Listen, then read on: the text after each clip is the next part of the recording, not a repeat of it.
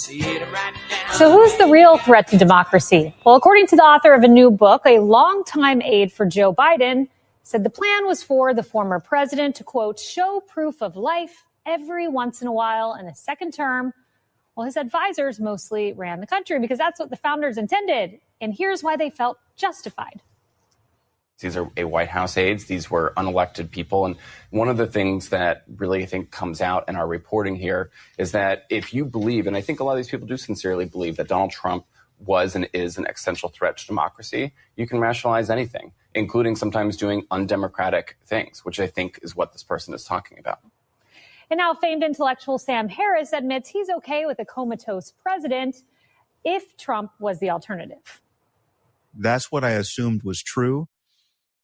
That because of how effective this cover-up was, I no longer believe that to have been true. Any Democrats than having someone who we consider to be genuinely evil, genuinely 100% purposed to serving himself in the office of the presidency. I would rather have a president in a coma, where the duties of the presidency are executed by a committee of just normal people, right? So that's the choice that many of us believe. Want to get it off your chest? You're in the right place. They accuse this show of being run by boobs. Well, let me tell you about us boobs. We're real and we're spectacular. Want politics and fun sprinkled with a lot of laughs? Heard in every state in the Union and 1,000 cities around the world. We just finished 16 years of broadcast excellence, now in our 17th year. The Dave Weinbaum Show is streaming live all over the world.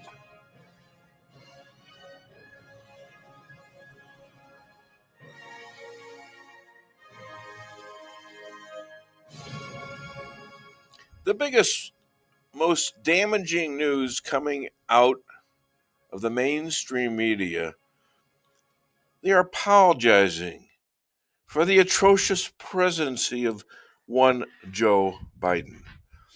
They found out that Joe had prostate cancer that went into his bones for at least his 4-year term as president or longer.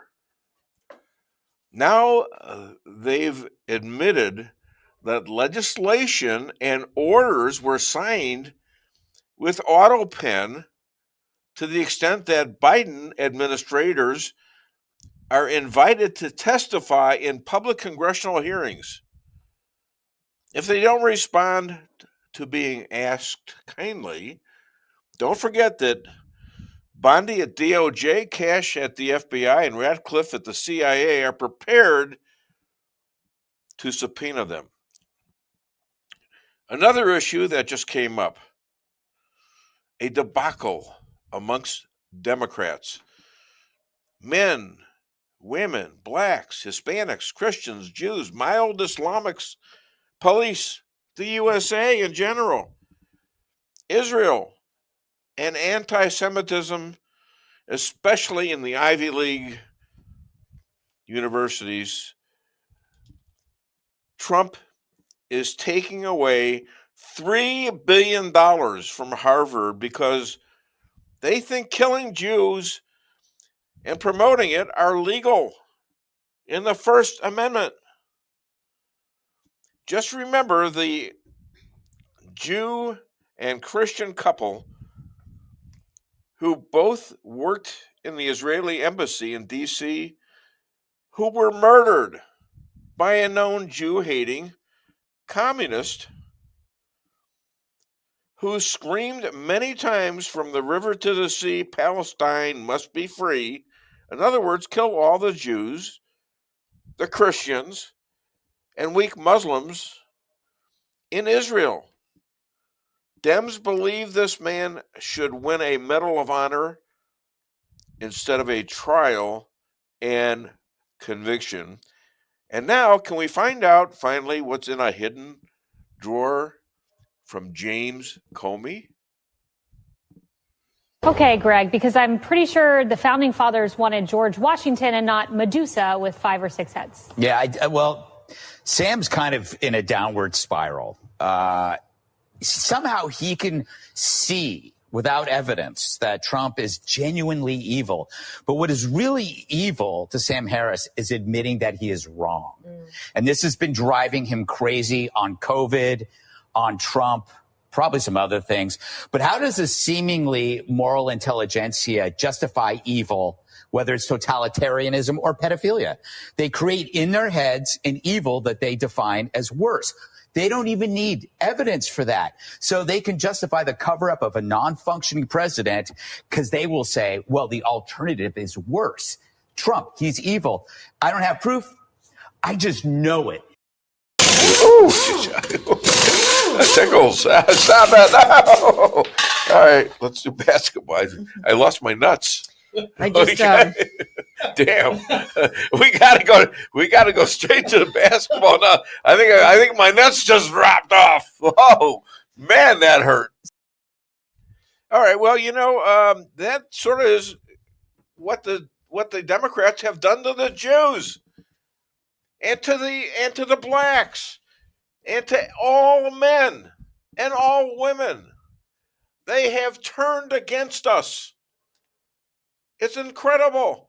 All right, let's go through what we're going to do today at the show. I'm writing it down as we go. In-house, I have a gentleman who's 256 years old. We're going to get to him in a minute.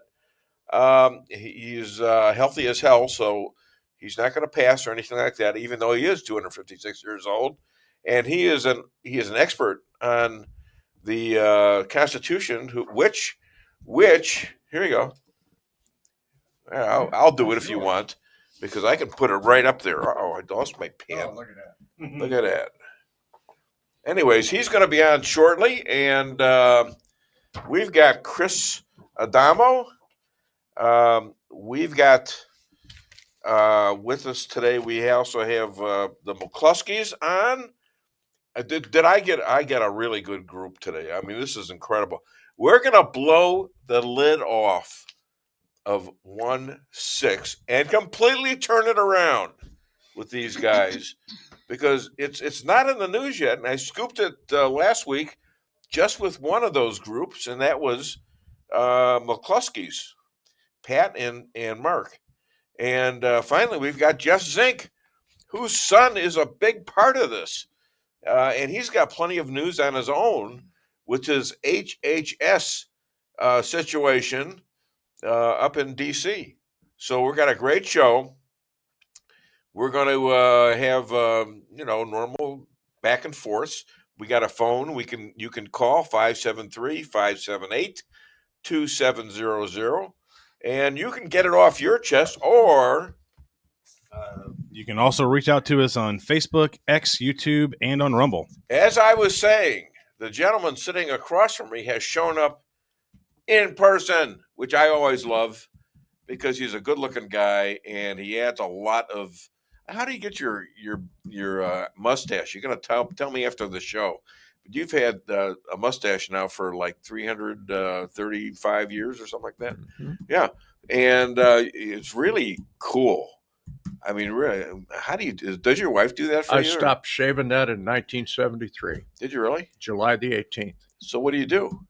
I comb it and I trim it. I want to look good for Lisa. I don't really care much about looking good for you. Hey, watch it. I'm gonna tell your wife too. Well, thank you. Yeah, she's cute. She'll sneak something in. Yeah, I bet you.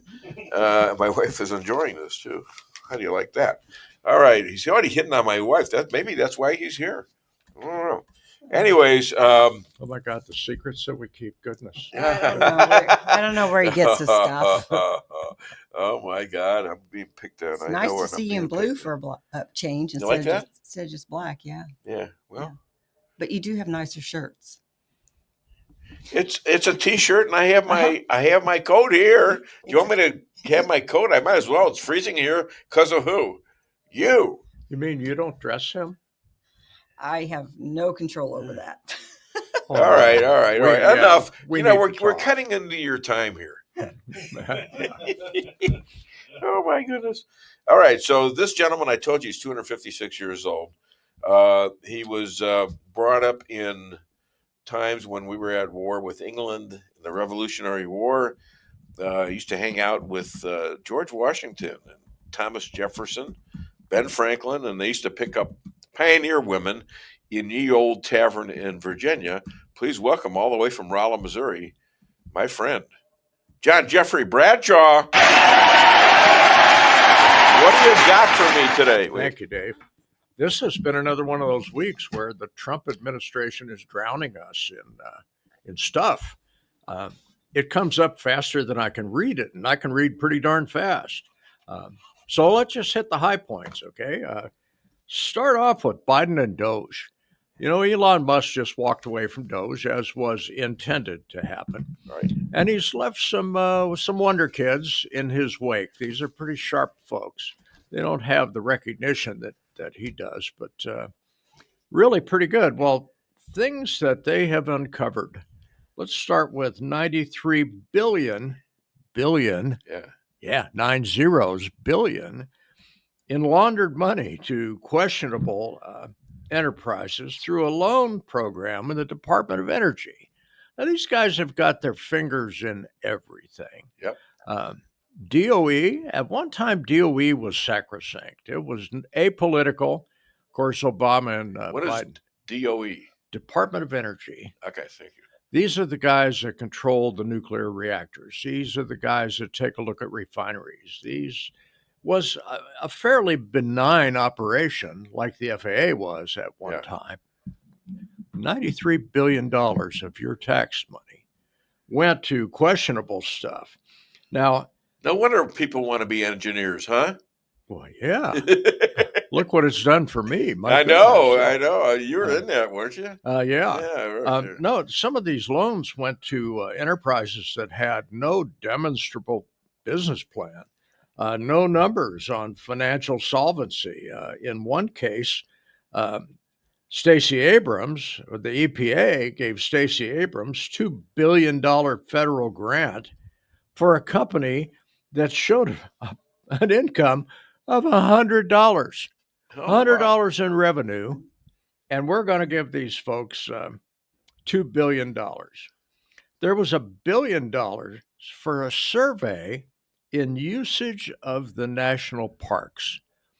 Dave, if you and I were going to run a survey, we'd give the park rangers a little pad of questions, and the folks that walk through the gate say, would you please answer this and hand it back to me?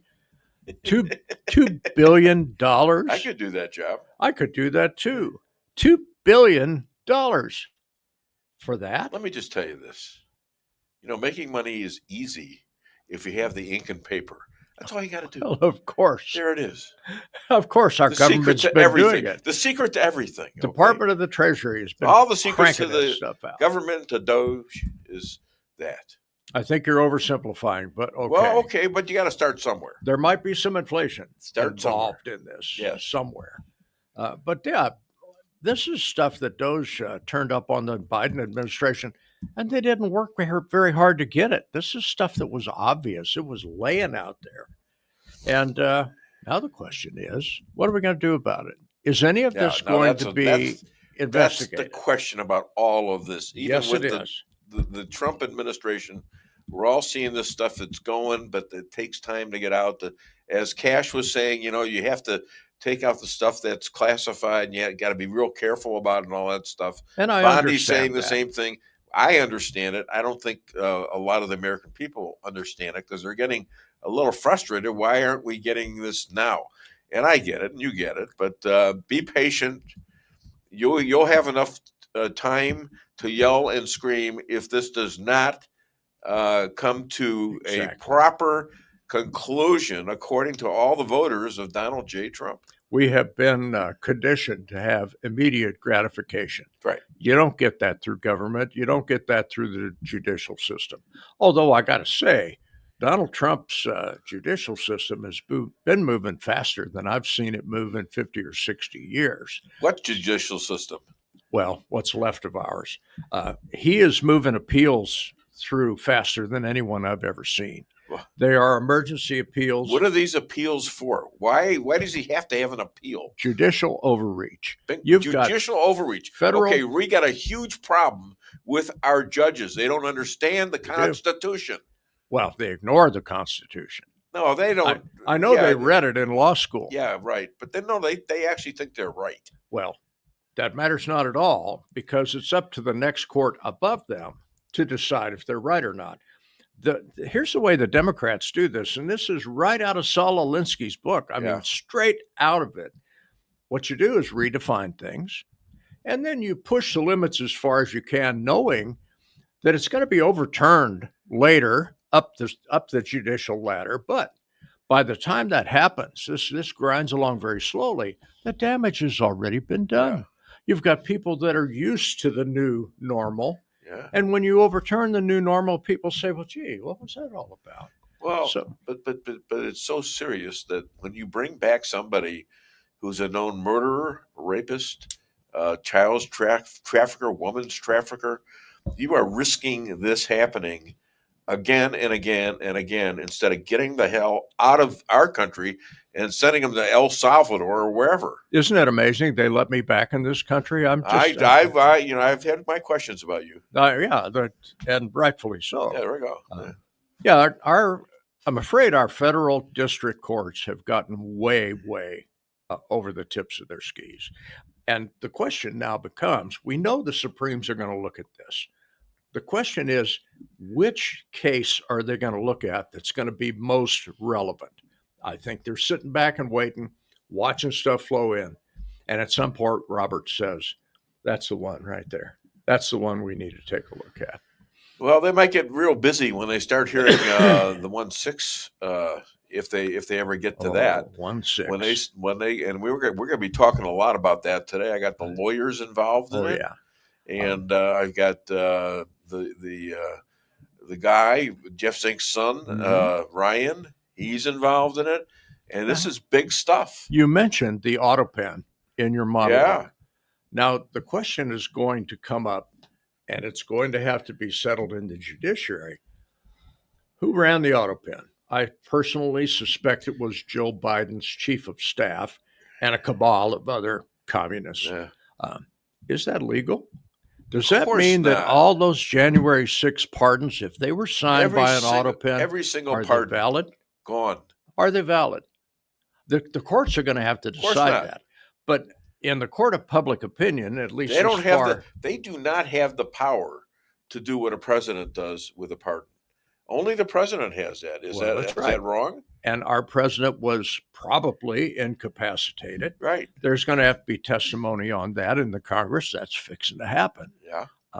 That's interesting too, because he's been asked to talk too, and usually presidents just write it off and say, "I'm not going anywhere. I don't have to testify." He might want to.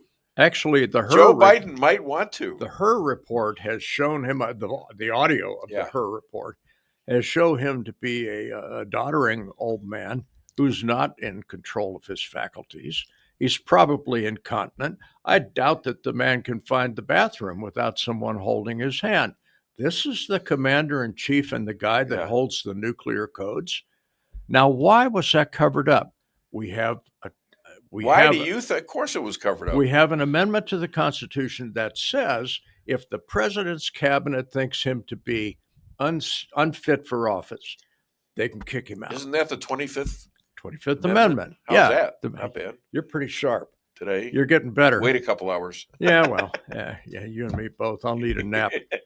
The point is the mechanism exists to kick an unsuitable president out, but you have to have an honest Congress to do that, and you have to have an honest cabinet.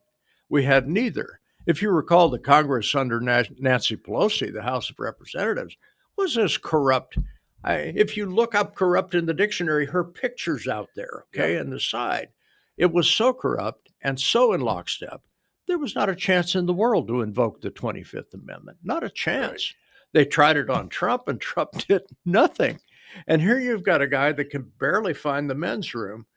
That's what that amendment was written for. Right. And you've got a cabinet and a Congress. And a lot of people who knew about it. That everybody knew about it. All of us suspected. Well, yeah. We didn't know. Well, yeah. I mean, it was watching that debate. The debate is what really that was the kicker. Come out. He was totally mystifying in terms of what the hell he was saying. Mm-hmm. And in fact, when it was Trump's turn, he says, I have no idea what he just said. And neither did he. And now just to say that this is not just then. When they had the Senate hearing over Thomas. Clarence Thomas. Yes. They asked him later, what did you think of Joe Biden? This is way back 1992 or 3. Yeah. And he says, I didn't understand a word he was saying. Yeah. So he's the same guy, only maybe a little bit more unimpressible on his way of talking than he was before, but he's the same guy. He is the same rotten guy. Yes, he is. And speaking of that, yes. You segued right into the next thing I wanted to talk about. Yes. You actually are pretty good because we think somewhat alike. God, let's talk about Trump. I'm trying to lose that, though. Trump in the media versus Biden in the media. Yes. Trump has made media appearances 111 days out of 138. Yeah. Almost every day. And this is not in front of one reporter. This is in front of a whole host of reporters. I wonder if they live in the White House. Well, they must. Yeah. And the guy is willing to ad hoc questions and answers right off the top of his head. It's a discussion. Look at this compared to Joe Biden. Yeah. Where all of the questions were transcripted. His answers were all read off a teleprompter. These were the White House press corps insiders were the only ones allowed to ask him any questions. And did he do any public appearances? No. He didn't do any official appearances not a damn thing. To speak of. Not a damn thing. He kind of would walk off. When he was done. He was walking away. Walking off the stage, off the wrong side of the stage. Yeah. And these things are scripted. That teleprompter says, turn right, walk off stage. Yeah. He turns left, falls down the stairs. Bingo. You can't even read a teleprompter? Yeah. Well, okay, back to Trump. That 111 out of 138 days, that's 80%. Yeah. 80% of the time, this guy is available to the media. Yeah. And not just the White House press corps insiders. He's booted the AP out because they are such a left-wing organization. Now you got outfits like Newsmax and Breitbart and the others that we all read are actually allowed to ask him questions. And they ask him pointed questions, and he gives them pointed answers. This kind of transparency we never saw during Obama. Obama was always polished. And a lot of times he didn't answer the question. And scripted. Of course, scripted. Then we got Biden. Now, in the middle, we could have had Hillary Clinton. Thank God we didn't. Thank God she was the worst candidate in the world. Yeah. Thank God she did not win that election, although it was rigged in her favor. Oh, she was shocked. So was her husband. It just killed her. Yeah. What a shame she didn't die as a result. But you can't get everything. Everything. It's the people around her that died. That's we're all going to die. That's here, right. So. Not today, I hope. Not today, I hope. Right. So, okay. Biden's was the fewest appearances in modern history of a president in front of the press this last 4 years. Trump answered 1,009 questions in his first month in office. 1,009 questions. Yeah. In a month. Yeah. Without knowing what the questions were going to be. Didn't know what they were going to be. Unscripted and unscripted replies. This is 7 times what Biden did amazing. In the same time period in his presidency. So there's the comparison between the two. We've got a president in here now who is very much alive, is very much running this country, as opposed to a doddering old guy that spent a lot of time in the basement. It goes beyond this country. Right now, he's close to running the world. Isn't it cool? Yeah. It's so cool. I mean, I'm thinking, all right, maybe this guy, Well, maybe he's going to get old and dotty like, what's his name? Biden. But, I'd like to see him in 28.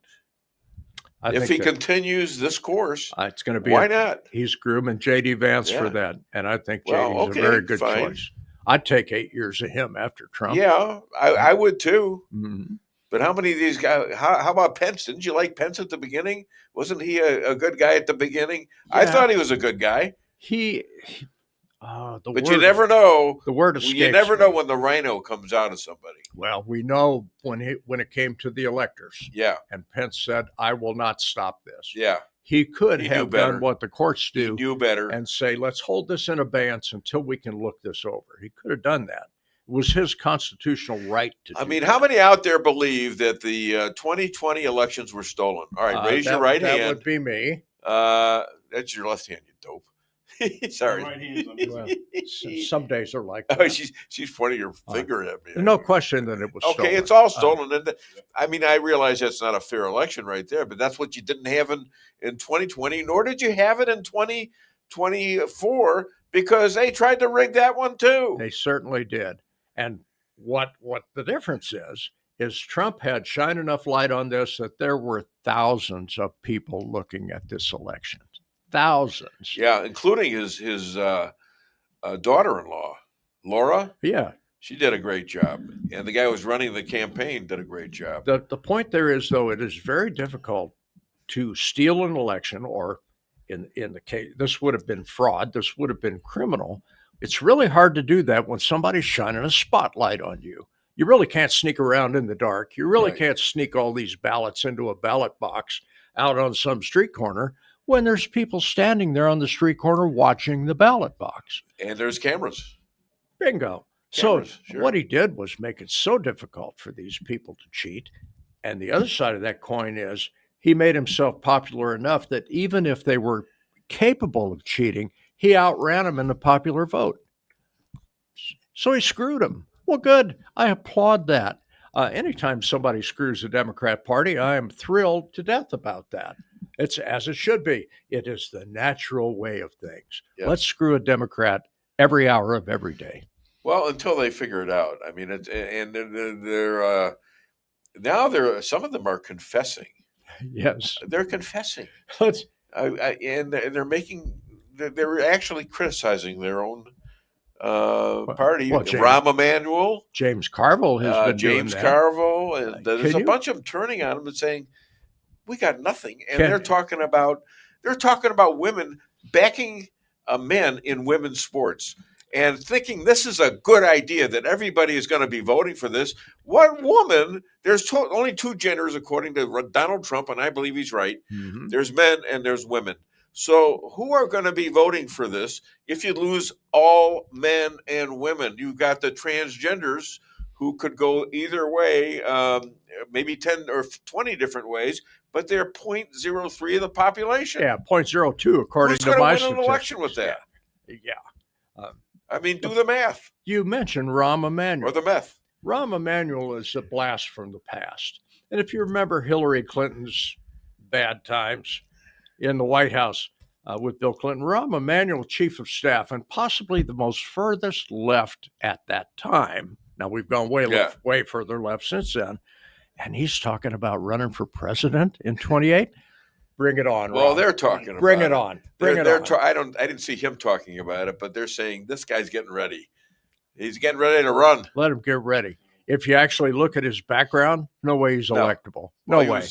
He was the director for Obama, chief of staff. And if you look at what's going on, I don't consider this the Biden administration.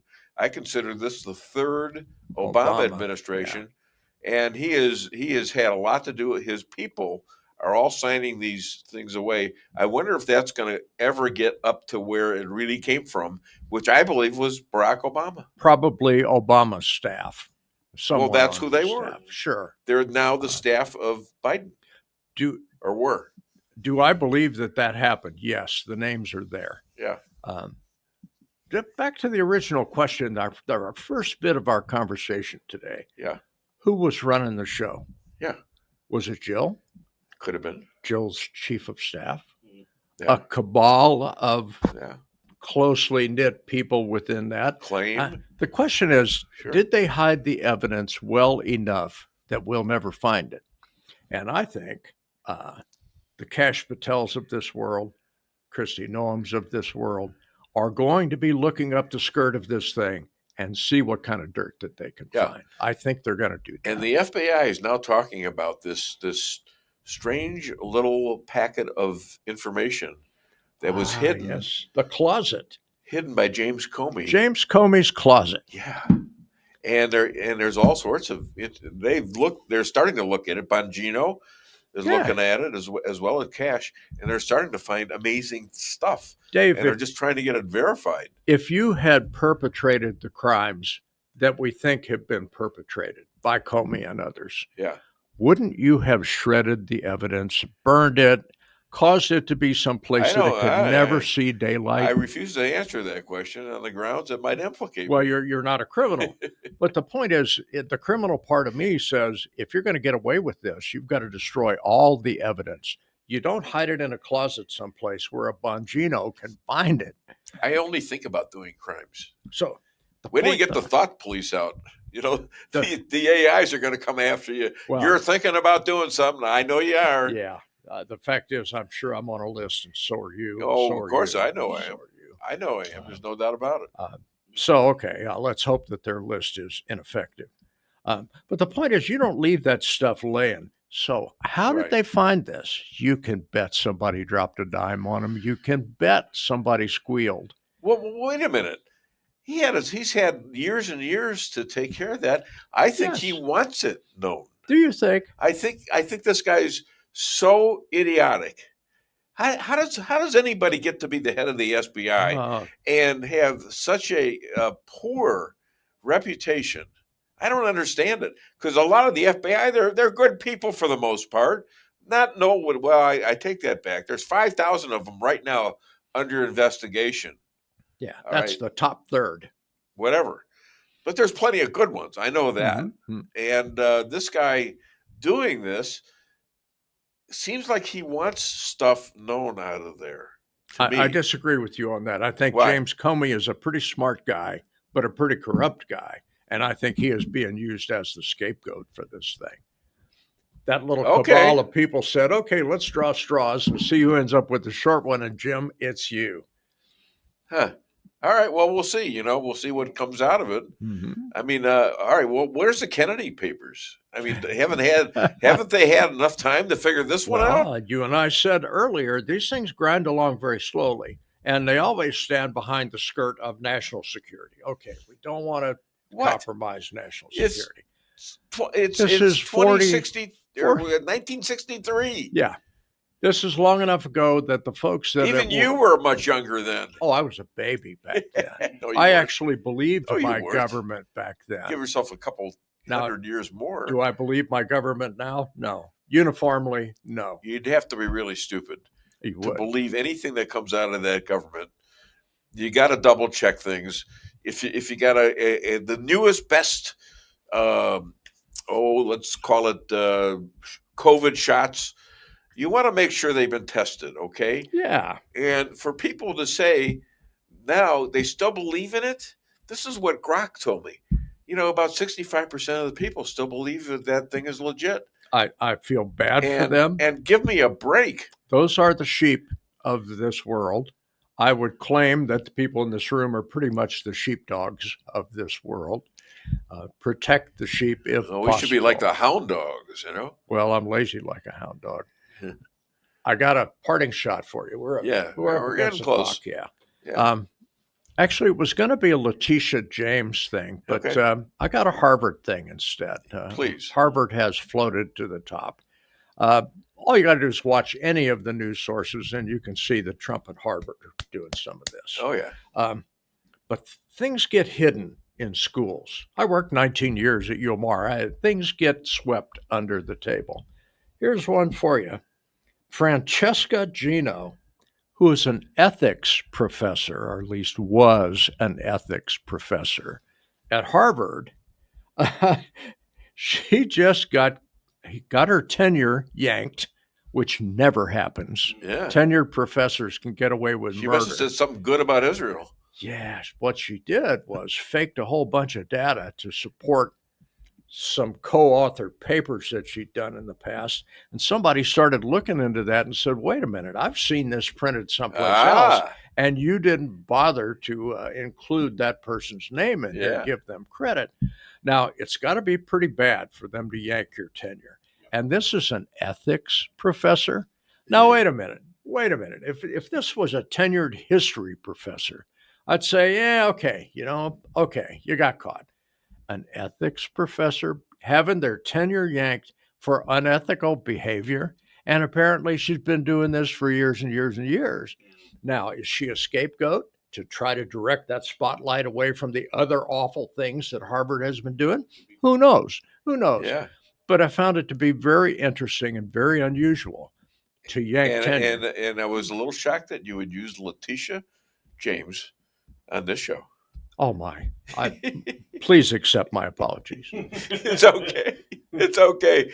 But I mean, you know, if you're going to explain a lot of the ironies, that's one of them right there. She did exactly the same thing. They accused Trump of. Her father became her husband. Yes. Overnight. Letitia James is ethically challenged, just like the lady at Harvard. And I'm really pleased that Letitia James is having the spotlight shown on her. Okay, we've screwed up the commercials. Now I got to go to the board. Hang in here, please. And we got a comment. I forgot to greet a couple of people in here. That would be my lovely bride. Well, she was kind of late, so it was a little difficult. But 1 minute late. That's not all that bad. No. You got to be on time. Anyways, she made a great sandwich for me this morning. And it wasn't she didn't scream at me once, and I love that. JP Maxwell, who I screamed at this morning, I don't know why exactly, but JP Maxwell. Then we got a good morning from Rick Henderson's friend, Rico Camino.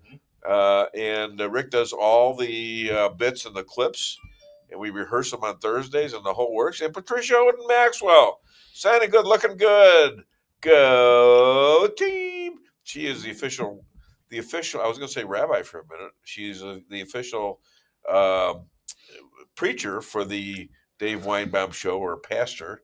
I don't know how you got so many different names. I don't understand it. She's Pastor Pat. Period. Yes. And Roy Maddox. I don't know, something to do with that Bradshaw guy. Good morning, Bradshaw and group. Thank you, Roy. I love the dog. Morning, Roy. And I got to say hi to, and Ann Maddox. Howdy, JJ, watching from Oklahoma. That is my daughter. How about this is a family enterprise. And look at this, Kathy Sanford Dillon. Good morning and happy Friday. She coined that. I'm giving her credit, you know. See, I try to do that. I don't always succeed at that. Try to be ethical. I try to be ethical, yes. Love to all. Have a fantastic weekend. Hope Dave and Lisa had an amazing anniversary. Yes, we did. That's very kind of you. Thank you. Love you both. Oh, she's a sweetheart. Thank you, Candy. Love to you, Kathy guys. and Dylan. And what do we got? Let's see. We lost who? No, that's it. That's it? Okay, last one. All right. Now, I also wanted to bring up Willis. And Bob Willis just had his birthday the other day. He won't tell me whether it's what it is. He thinks he's going the other way now. And Bill Hardwick, I got him on a fundraiser at the Oak Meadow Country Club. Mark it down, June 30th at 5:00. All right, he's running for Senate, and he's a great guy, and he's a great orator and representative. He himself, with a lot of other people, I'll grant you, I think have turned around Amendment 3, and also Proposal A, I think. Proposition A. Proposition A. Okay, so we're in good shape. I want to thank my friend and somewhat of a mentor, because he is 256 years old. I respect my elders, you see. Please give a round of applause to John Jeffrey Bradshaw. Thank you, Dave. And thank you, sir. Yes. Thank you. It has been my pleasure. The pleasure is mine. And we got the rabbi coming on, I think. So we're going to hold up on that. And let's play a couple more clips while we're waiting for him. Can $20 million buy the Democrats some street cred with the cool kids? Well, they certainly hope so. The party is spending big to win back those Joe Rogan-loving men who flocked to President Trump. Apparently, Tim Walz doing manly things like fixing cars and pheasant hunting didn't quite resonate. And according to the New York Times, Democrats are dropping $20 million on a new project. It's called Codenamed SAM, short for Speaking with American Men, a strategic plan, and it promises investment to study the syntax, language, and content that gains attention and virality in these spaces. I do not know why they spent $20 million on it. It recommends buying advertisements in video games, amongst other things. But can you actually buy authenticity? This and that, and there's going to be a lot of that. So let me just warn everybody, that process is going to be very obnoxious. We're really talking about young men, right? Young men who Democrats have not figured out a consistent pitch for how to get in front of. And I think it starts with authenticity. Stop creating purity tests for people because they don't agree with you 8 or 9, 10 times. Right. But getting young guns back on Team Democrat is just one piece of the rebrand puzzle. Barack Obama's former chief of staff, Rahm Emanuel, is calling his party's brand weak and woke as speculation mounts that he'll run for president in 2028. All right. We're back on, though. All right, we're on. Yes, we're on, and we're going to get back. We're waiting on the rabbi, and so we're going to give you another really funny one. This is real fun. It's with Steve Martin, and it's totally a riot. All right, and it just takes a little bit of time to get it on. Just a little. There he goes. It's on here now. All right. Do. There you go. Okay, we're on it. I think. There it is. So Paul called me. It was in the evening, and he said, "Steve, I'm so excited. I've just finished a new song, and I just have to tell somebody." And I said, "Oh, great. What's the title?" And he said, 47 Ways to Leave Your Lover. And I said, "Paul, what if it were 50? 50 ways to leave your lover."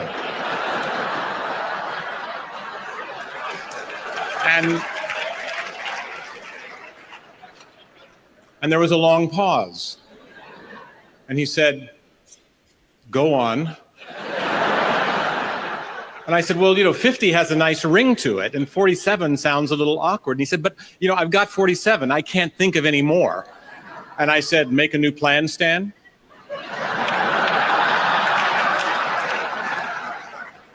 And he said, 48. I said, "Don't need to be coy, Roy. Drop off the key, Lee." He said, "Okay, 50, great. Hey, thanks. And I'm sorry if I interrupted anything." I said, "Don't worry, I was just here cooking a chicken."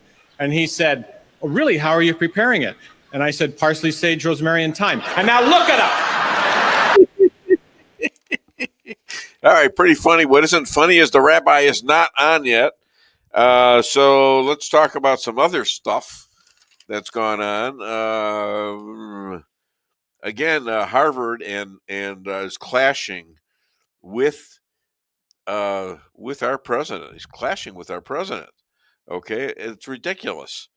And there are other schools that are doing this too. But now I hear other schools are cooperating with the president and how to get rid of this anti-Semitism that's going on in all of our, or many of our institutions. But Harvard is by far the most egregious. And they are growing their anti-Semitism as we speak. They've got about 27,000 Chinese students from last year. And all of them are aligned with the communist government. I'll tell you what, the biggest problem right now in the world for for our country is China. China has the ability, and they got a big army. They've been copying our intel for a lot of years, and copying it well enough to be a danger to everybody they come to. They've been spreading their ownership of land, the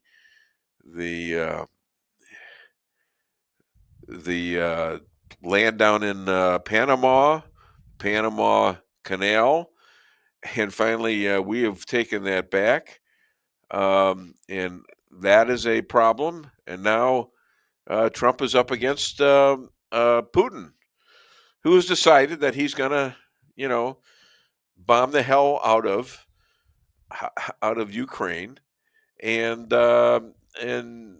he's sticking his tongue out at Trump and the rest of the world. And I've talked this over with my golf coach, who is none other than Bob Willis, because he likes to talk politics too. He's been on the show several times. By the way, look, you got his book. Can you put it up there, please? Yeah. This is Bob Willis. It's in the stores. He's got books coming out. They're for kids, as published, and also he's been contacted by a movie company about the dog book, The Dog, and this is cool. That would make a great kids movie, and it'll be clean, guys. Believe me. And what I'll do is I'll get a link to this book. Yeah. Now what is it? That's The Last Buffalo in Kansas. In Kansas, yep. Right. And I'll get a link to it and put it in the comments so that people can go directly to Amazon and buy it. Yeah. Okay, good. Yep. Great. He's a good friend of mine, and it's an interesting read. It's the history of this country for 100 years, at least, starting in England, for goodness sakes. So he's working on it right now, and there it is. You got 5 million. 25, is it 25? Yeah, they're getting 25 million to improve the diversity in biomedical sciences. That's for that's for the Harvard School. 201,000 transformations look to change the U.S. Constitution. So you've got 201,000 amendment changes, looking at amendment changes in Harvard. They want to change the Constitution. That's what these judges are doing, by the way. They're changing the Constitution. Constitution doesn't say you run the country. The Constitution doesn't say you give orders to the president unless it's constitutional. And they're not constitutional. Two needs for left men.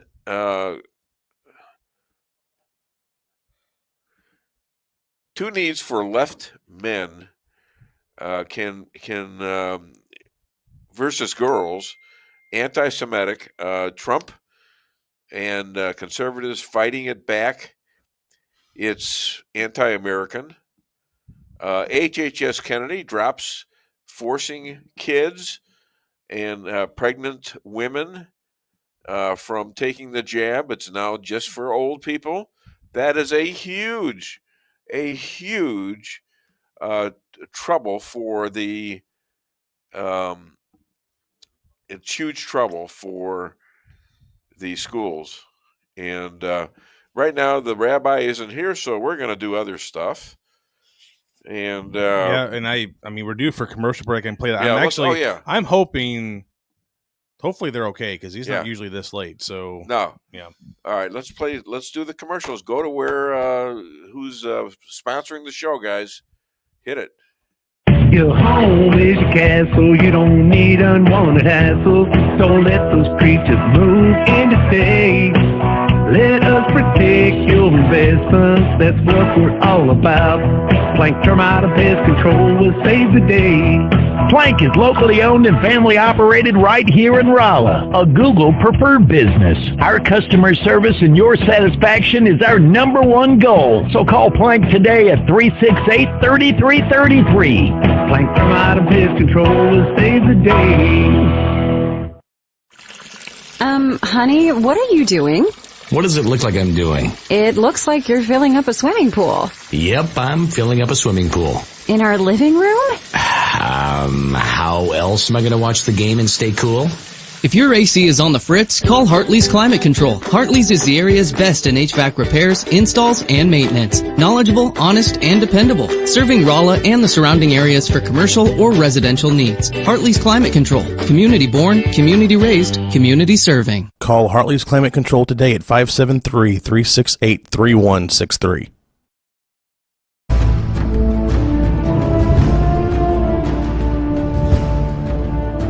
Never be too coy to tell your friends and family about koi sushi and hibachi. Celebrate the best Chinese-Japanese restaurant in the Midwest. Call 573-426-5551 to make a reservation or order takeout. Locally owned, 1808 North Bishop, Rolla, Missouri.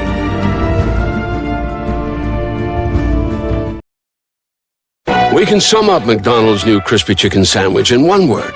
Crispy, but also juicy and tender. Okay, it's crispy, juicy, tender, all one word. But then, also pickle. Oh, and potato bun, which is two words. Okay, we can't sum up our new crispy chicken sandwich in one word, so you'll just have to try it to understand it. Order ahead on the McDonald's app at participating McDonald's. Ba-da-ba-ba-ba. Merrill's Quarry and Asphalt, 40 years serving cities, counties, and everyday businesses with driveways for people who live and work in our little piece of heaven right smack dab in the middle of America. Call 573-578-9101 for your free estimate of rocking, rolling, paving, driveways, sealing, and striping too. That's 573-578-9101 for your free estimate. Your home is your castle. You don't need unwanted hassle. Don't let those creatures move in to stay. Let us protect your investments. That's what we're all about. Plank Termite and Pest Control will save the day. Plank is locally owned and family operated right here in Rolla, a Google preferred business. Our customer service and your satisfaction is our number one goal. So call Plank today at 368-3333. Plank Termite and Pest Control will save the day. At your locally owned Price Chopper, our standards are high because we know yours are. See for yourself what an incredible fresh selection of grocery items we have in store. Talk to our expert meat associates about what you're looking for. They're happy to meet any special requests like custom cuts, or see our expert produce associates on how to pick out the best fruits and vegetables. Quality in the deli means fresh, full flavor, and always delicious. If you're craving fresh baked goodness, we have that too. You can expect the best selection and the best value while interacting with our friendly and knowledgeable employees. You can find what you're looking for fast and easily at the best prices at Price Chopper. Fresh savings every day.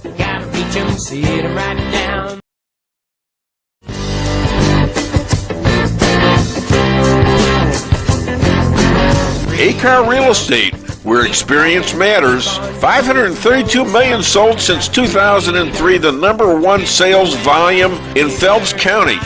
As a client for decades, I can say they are the best in mid-Missouri. Call 573-368-7355. That's 573-368-7355 for the best real estate experience you'll ever have. Gotta reach 'em, see it right now.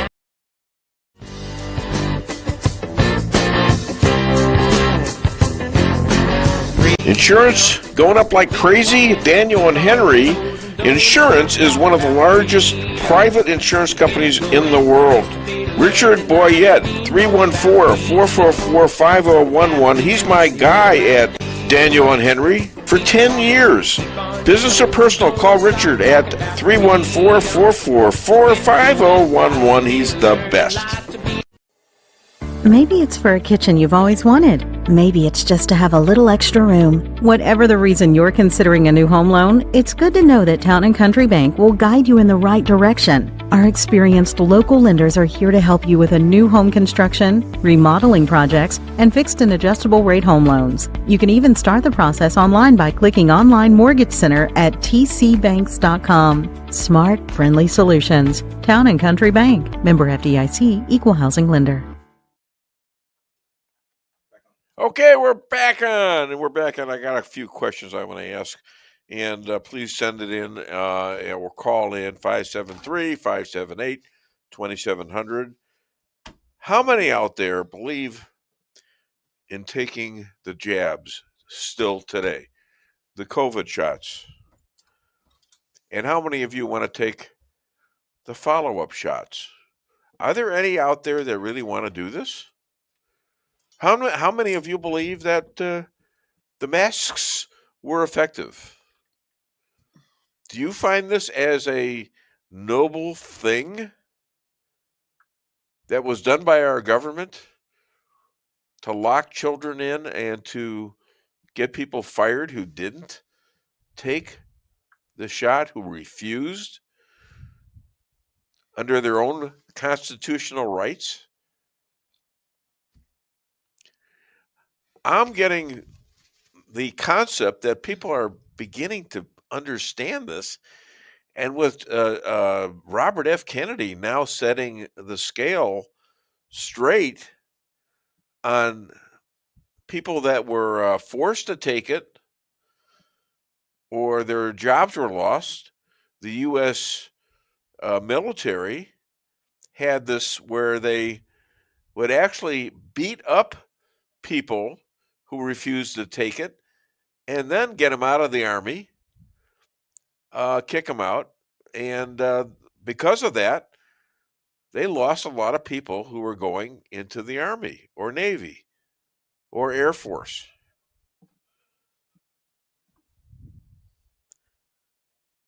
Do you know neighbors, relatives who have died in the last 5 or 6 years for unexplainable things they never had?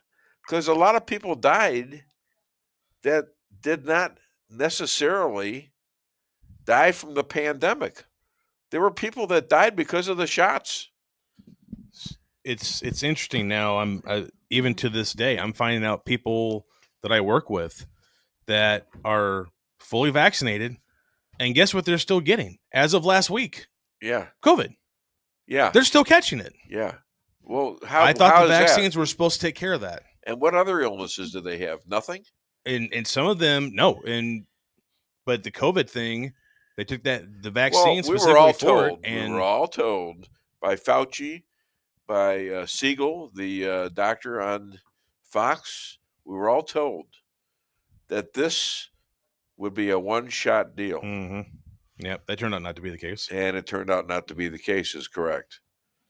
In fact, how many of those people, I'm curious, of the ones that are vaccinated, how many full shots and boosters did they take all the way through the process? They're probably at what, half a dozen shots at this point? 5 or 6? If they're considered fully vaccinated? I can't imagine that. But yet they're the ones that are still catching COVID. I can't imagine that people would be that gullible to government lies. And that's what Kennedy is saying. Yeah. Government's been lying to you for the last 5 years about the COVID, the last 6 years about COVID. Ever since I was in high school, and my history teacher, again, she didn't tell us what to think. She just laid out the facts about JFK.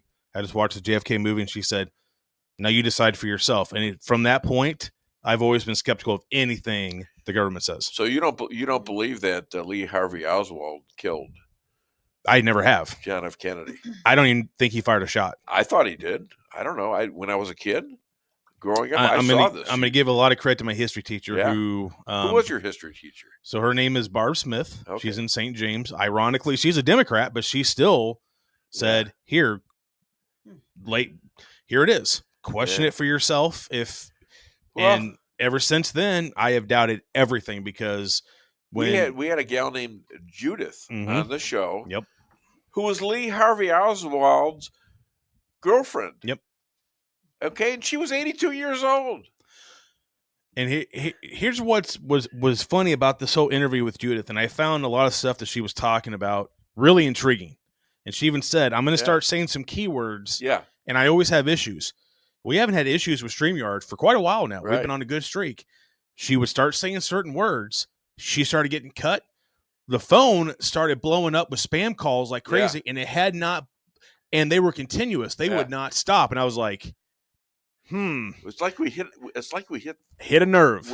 We broke the oil well, and it was spouting all over the place. Yep. You know, it was very interesting. It was 3 times that happened. The course of events, and 3 times, and then she's disappeared. Yeah. Wow. Yeah. And since we she's been on close to the actual person that killed John F. Kennedy, and maybe even the people that directed the assassination of Robert Kennedy. And I believe Martin Luther King was also probably. Martin Luther King. I think it was a trio. You think they from that came from one source? Maybe 1 or 2 different DOJs. I believe it could have been 2 or 3 CIAs, 2 or 3 different groups. Yeah, maybe entangled with mafia, and it was like kind of a team effort type thing. Yeah, sure. I think mafia got screwed out of a lot of stuff there. I think there's huge. They had a lot of blame from both Bobby and John F. Kennedy. I firmly believe, this is just my own speculation, that when it comes to JFK, that Lyndon B. Johnson was firmly involved in it, so that he that's what I'm beginning to understand too. But I didn't know this when I was a kid. Right. You're a lot smarter than I am, because I give a lot of credit. Nobody was saying anything other than Lee Harvey Oswald. I give a lot of credit to my history teacher for just again, she didn't tell us what to think. She said, here's the facts as we know it. You decide for yourself. And ever since then I went, there's no way that this is laid out how they're saying this happened. All right, let's play a couple clips, and we'll go on from there. I guess, I don't know. I'm praying for the rabbi. Yeah. Everybody say a little prayer for the rabbi and his family. Okay, he's got a lot of people counting on him, and he also has a lot of he has a son in the IDF, and I'm concerned for sure. Do we have a phone number? Maybe I can call him. I don't have his phone number, so I don't think any of us do. Well, I think I got the one in Israel, but I'm not sure if that'll work there. Unless Pastor Pat has one. I don't know. We can try it while we're playing clips, I guess. So. Well, okay, well, let's play a couple clips. Stay with us. The Democrats have forgot that maybe we should just talk to people like people. We don't need to do studies on it. We don't need to meet at hotels. How about we just go to community meetings? It is not the question of what the party's image is, but is what does the party stand for? If the party takes positions on issues that are weak and woke, it will seem weak and woke. Yeah, I don't think nationally the Democratic brand helps very much anyway. I mean, anywhere. If it did, we wouldn't have lost to Donald Trump twice. Well, Harold, it's great to be back around the table. Great to be with you. I'm glad you're back. Do Democrats love to just waste money? I hope everybody had a good weekend. I don't think Democrats are wasting money on this effort if the effort is organized and designed right. I think if the effort is trying to come up with new words or words that you think will appeal to people, then it will be a waste of money. Harold is the only real man left in the Democrat Party. Mm-hmm. Democrats should save $20 million and watch The Five for free. Democrat men are afraid of offending minorities and women and the woke snobs. And the voters are like dogs. We smell fear, and it's just all over the Democrat process. Saying the right thing doesn't matter. It's about doing the right thing. Democrats need to figure out what the right thing is and then do it instead of trying to trick men into believing they're doing the right thing for the wrong reasons. Remember when they couldn't define what a woman was? Now they're trying to define what a man is. It's like an anthropologist studying the uncontacted tribes of the Amazon jungle. There's the NBA playoffs going on. We just finished with football. They've been talking about going to sports. I haven't seen them in a single game. They're not even putting in the work that needs to be done. Males are half the voting population. Whites are like 2/3 of the country. I mean, these are large blocks of voters that they have no idea how to deal with. Bottom line, men don't like to be controlled. We don't like being told what we can't say, what vaccines we have to be putting in our body, what cars to drive, what food to eat. And if they ever find a liberal Rogan, they're going to control them. They're going to tell them what topics not to do, what guests not to have. It's going to be the same thing. And they're admitting by this stupid study for 20 mil that the legacy media has no real men in it. They've run them all out. They've fired them. You can't be a real man and go on the Today Show. They're rearranging the furniture when they really need just a complete demolition. Tear it down. Tear it all down. It's what Sam. Yes. Speaking with American men, Sam should stand for shitting away money. Had to get that out of my way. All right. So the question is not how and where you lost men. It's whether you're actually going to listen to the answer that is given to you.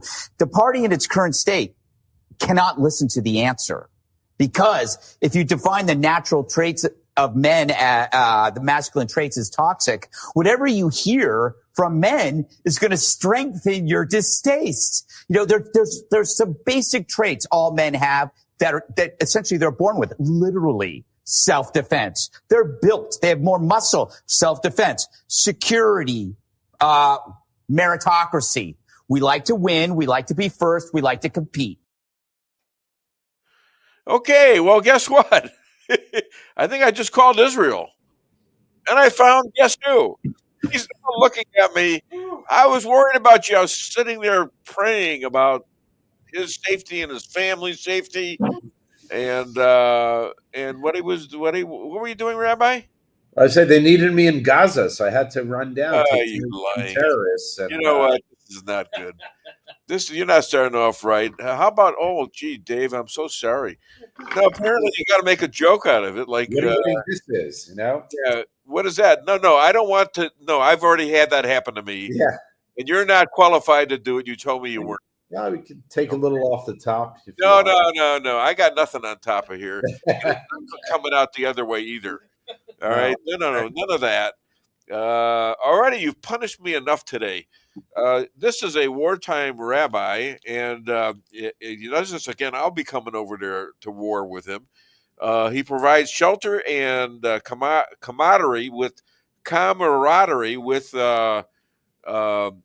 10-7 widows and children. Please welcome the second most important in Israel, and he might have dropped a few notches just now, and his own home, Yonate. This is the rabbi of the show, mind you, the rabbi of the show for the last 16 years, Rabbi Moshe Rothschild.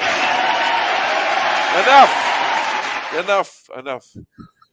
Yes, other than the heart attack I just went through, how are you doing? I'm glad. Besides my dog, someone thinks about me. Is that what this is about? You're feeling neglected because your dogs aren't licking your feet anymore? Thanks. I'm glad I'm way up there with the dogs. Okay, so let's get busy here because this is showtime. It's a show. Iran ramps up cyber efforts as Shin Bet blocks 85 attempted cyber attacks. So what's going on? Yeah, I mean, look, this is something that the news rarely reports on, but it's actually quite common. It's a whole level of it's a whole battle level of a battlefield that rarely gets reported. Kind of like in World War II, there were a lot of things going on beneath the surface that they've actually made a lot of movies about them, about counterfeiters, about trying to influence currencies and stuff like that. These are not the battlefields that get reported. Of course, everyone talks about the enrichment of uranium and so on, but the cyber attacks are very significant. In fact, Israel has used them against Iran. That goes without saying. Yeah, of course. So, but Jews have been accused of a lot of things over the centuries, over the millennium. One thing we were not accused of, no one has said that we're dumb. So you have a lot of very smart. Warning about you. Where is that guy? What the very matter? smart Does Jews. he know better? Aren't you Jewish? You do have a lot of very smart Jews in these specialized units in the army that deal with cyber warfare and so on. And people try very hard to get into those units. It's not simple. But all right. So Iran, the nuke deal, they're talking about it as being very close. What do you think? I think Iran's going to. I think they have to. They're going to go broke. They don't want. It's not just so much they hate Jews. They don't want to go broke either. Right. I mean, I had heard it was close and it wasn't close, and it doesn't make sense that they wouldn't, to me. Well, again, this region, things don't have to make sense. Well, they do when they're forced to, and they're on the cusp of being rather eliminated. Really, they're going to figure out something here. Yeah, but I'm saying, but look at the hostages. We've Gaza is a parking lot. It's rubble. We just keep going, and they could have ended it.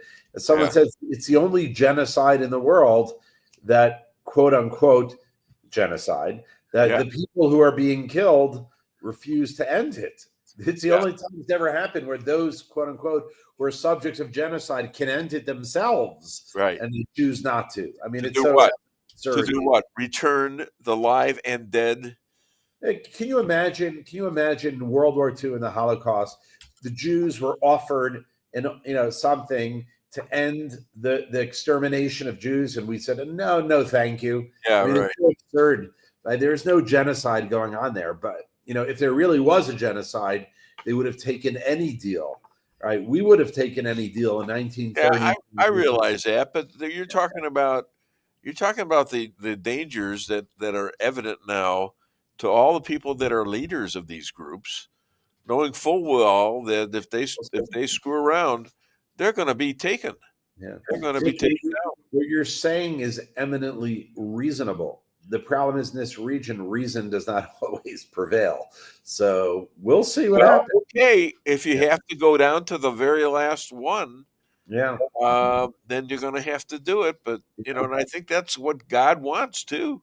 Right. Look, what does God want? He wants you to do another stint with every year you're going to get attacked, and it's going to get worse and worse and worse. October 7th thing. I agree, but the whole.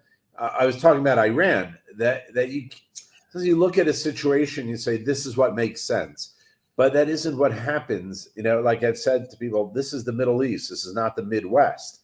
In the Midwest, right, logic can prevail over certain things, but in the Middle East, when you're dealing with people who are part of a death cult, where their death does not faze them in the slightest, or they don't mind killing their own kids and their own families and their own people and using them as human shields, it's very hard to apply any normal logic to societies that are not. Iran is a very good example that you bring up, but Iran is not followed by a very, very supporting group of people.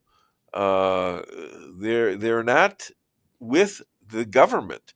They hate the government. Right. They do. The major population there, which is how many million people? How many million people live in Iran? I don't know, 200 million, something like that. So just about all of them hate the government. They hate they don't like the people that are running Iran. It's true. The only thing is, but they've been there since 1979. Okay, well, has anybody really tried to take them out? Except Israel, you're not even directly involved in a lot of activity towards Iran. Yeah, well, any this war against you. Right, but any dissidents in Iran, what do? They just kill them. It's like in America, they end up part of the Democratic Party. All you guys who hate me that happen to be gay and or trans, go to Iran sometime and claim you're gay and transgender and see what the hell happens to you there. Yeah, I'm saying they hate you more than they hate me. Dave, I was saying like in Iran, dissidents, anyone who opposes the government ends up dead. In America, they end up in the Democratic Party. Well, and then eventually, yeah, right. And these days they lose. Yeah, they lose. So Israel confirms that Hamas leader Mohammed Sinwar, the younger brother to Yahya. Yeah. Yeah. What? It's actually, people say Yahya, but it's pronounced. It doesn't matter. They both out. Let's just say he's resting in pieces. How many? How many other brothers does he have? I mean, you would think these guys, they don't want to. You say they want to die. Okay, I don't know. I guess maybe you're right. But what do they really think they're going to get? They're going to get 72 versions, and probably men versions. But I don't know. Come on, right? Who wants to die? If you're fighting somebody, you don't fight to die. You fight to have the other guy die. Right, but they don't mind. Shaheed is a word in their culture. Shaheed just means being a martyr, and they're okay with that. And the parents, when kids are born, like some of the prayers they offer is that you should grow up to be a shaheed. That's like it's they're living in a culture that breeds being okay with dying. It's not that that's a preference, but they're willing. The willingness to die means they're part of a death cult, and to get whatever you want means killing or dying. That's how it works. Okay, so how do you combat this? Is the question. You have Israel has combated it with saying, "Oh, they'll come around, and we can afford to lose a few people, and they'll lose a few people, and we'll have peace for another year." I mean, that is not a solution, is it? Look, I think the mistake that Israel made over the last decade or so was that we fell into the trap of believing that they actually might want a better life, and the way to tame, so to speak, Hamas and Gaza, to contain them, is to dangle that fruit of having a better life and providing whatever they might need. And Israel thought they were deterred by that. But once again, on October 7th, we were reminded that the idea of killing Jews, trying to destroy Israel, that is number one in their priorities. Not being financially successful, not having a future for their kids, not building a country. All of that is a smokescreen. All they want is to kill Jews and establish a caliphate under Islam, a jihadi caliphate. That's their number one priority. And they're willing but to in die Iran, you have 200 million approximate Persians. Who were the Persians? Well, they're full of Shiites there. So, as opposed to the they're what? So they're full of Shiites. They're full of Shiites. Yeah, I am too, aren't I? Yeah, thanks a lot. I know what you're thinking. He's full of Shiite. Oh, I'm sorry. The population of Iran is 90 million. I was off by about 110 million. Yeah, okay. So 90 million, 100. Okay, what's a million or two in these days, So how much hated is the leadership by the Persians? Yeah. Look, 1979, when they had this overthrowing of the government, the people did not want this. It was done violently. Generally speaking, Iran had good relations with Israel before the Ayatollahs took over, and I've seen many photographs and books about Israelis there and helping them build water systems and helping cultural, social issues, and but that all changed with the overthrow of the Shah and the Ayatollahs coming to power. So Obama missed a chance when he had a chance to support rebels in Iran, a bunch of years ago, and he chose not to. It needs regime change. That's the truth, and we'll see. We'll see what happens. Yeah. So they did try. They did have a few riots there, and they were shut down. Yeah. Right around let's say 2012. Right. They were shut down and killed. A lot of them were killed. And the rest went to Columbia University and all the other universities, and that's where they can speak freely. Well, about the Jews and how much they hate them. So, no, seriously, do the Persians hate the Jews? I heard like the Jews, and they like Bibi. Right. Look, I've heard this. So much. I've heard this also that the Persian people in general are far more tolerant, far more open. They're not Arabs. They're Persians, and they see themselves differently. And I think that that's what you hear, but it's very hard to know for sure because it's a dictatorship, and it's not like we can go in there, and Fox News can go in there and do a Fox News flash poll. It's not really an option. So under the Shah, wasn't it also a run by one guy? No, they had a democracy. Did they have a parliament? And they had a working parliament. Technically, they have that today. But the same way the Palestinian Authority they elected a 4-year term in 2005 or something, and now Mahmoud Abbas is in the 20th year of his 4-year term. So you might have democracies on paper, like in Iran. You have the supreme leader, but there is a president and there is a government, but at the end of the day, the supreme leader is what controls all the branches of the government. So okay. Anyways, Jewish protester in the UK arrested over placard mocking Nasrallah. So UK, there is this something that is becoming more and more typical in the whole world, that they're picking on Jews and not the people who are up there talking about killing Jews?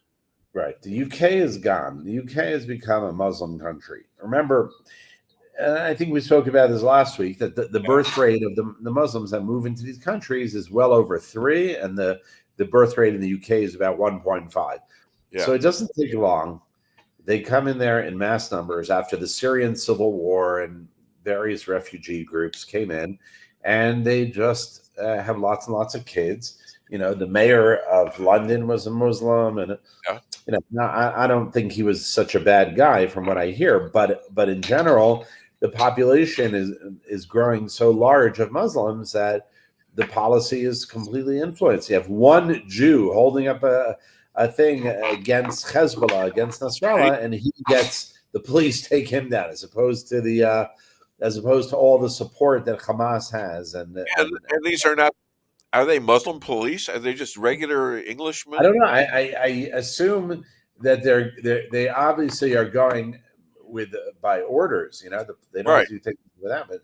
So and you play to your constituencies. We know that's how government works. And if 40% of your voters, 30% are Muslims, so that's who you're gonna favor in most situations. So if you were back in Jersey, let's say, would you ever send one of your kids to Harvard? Forgetting the expense and all that other stuff, would you ever do that? No, I wouldn't. How many Jews are withdrawing their children away from Harvard? I would send them to where I went. If I lived in the States, I would send them to Jewish college, Yeshiva University, where I went. So you actually went to school? Yes. Can't you tell? Okay. I was wondering if you'd get that or not. I don't know. I guess now I can tell. You caught up. Yeah, I see. When you catch on like that, you can tell. Is everyone in Israel as happy as Americans that Trump won? Are they happy with his handling of the Mideast? Well, look, number one, as far as releasing the weapons that we need to complete the job, that Trump did, for sure. There are some things that we don't know yet, like the Iran nuclear deal and the situation in Gaza. All these are fluid, but so far, I don't think Trump has done anything that, a few things made you scratch your head, but I don't think he's done anything that we've said, oh my God, this is a disaster. But it could end up that way. We don't know, but we'll see. But the situation with Biden, for example, when they were holding up the bombs we needed, they were holding up what's called the D9s, which are military grade, like bulldozers and stuff like that. We saw when Trump came into office, they flowed into Israel, massive rearmament of what Israel needed. So that's a very practical thing. But the big thing is what's going to happen with Iran. Trump, it was reported, he told Netanyahu not to bomb Iran now. And so, is he telling Israel to do something that is against the wishes of the Israeli government? I don't know. I'm not privy to those conversations. Was Israel about to bomb Iran? Second most important guy in Israel, and you're not privy? My So God.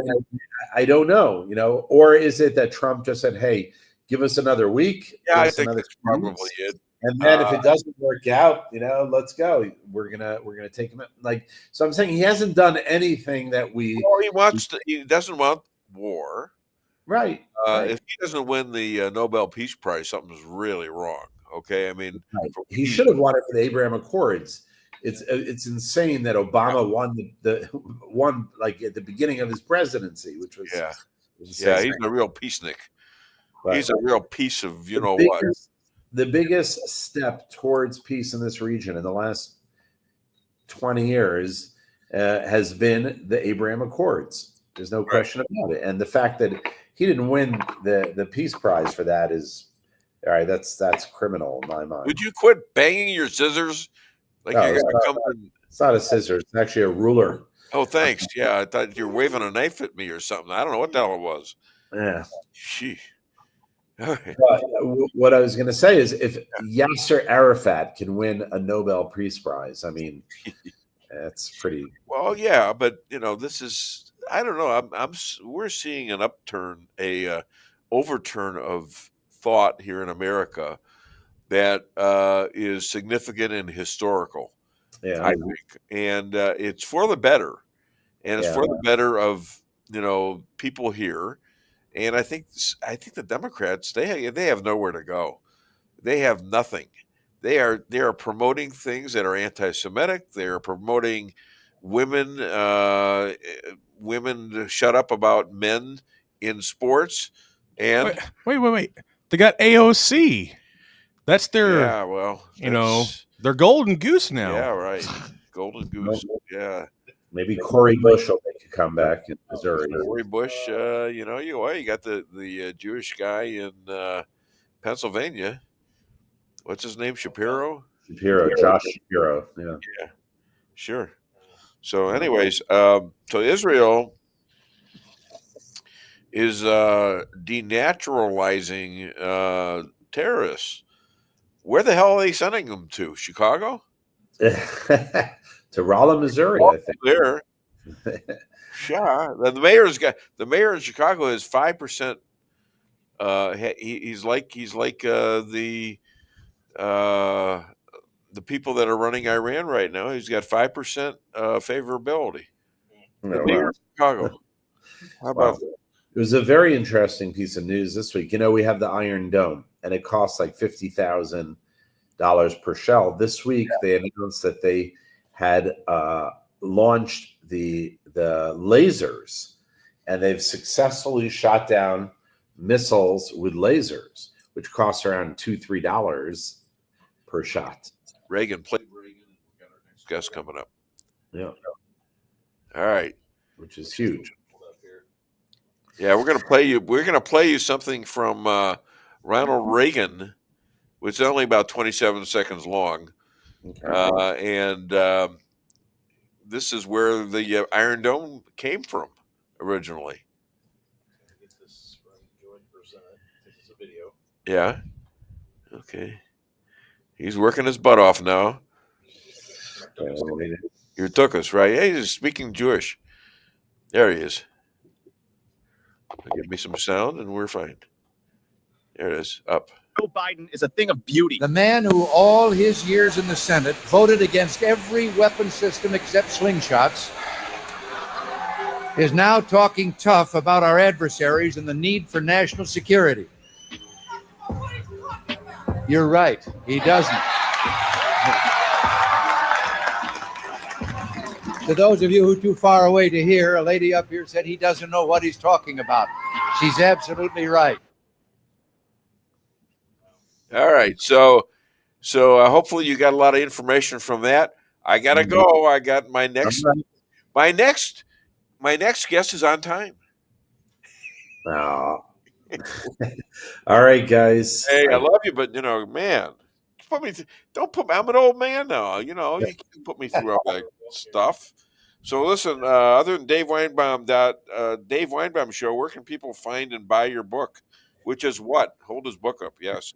Go to secretsofthehebrewbible.org. You can get yourself a copy there, or you can go to our website, IsraelAlliance.org, Facebook.com/Israel Alliance. And how about contributing? Yeah, go to our website. Help the widows of the war.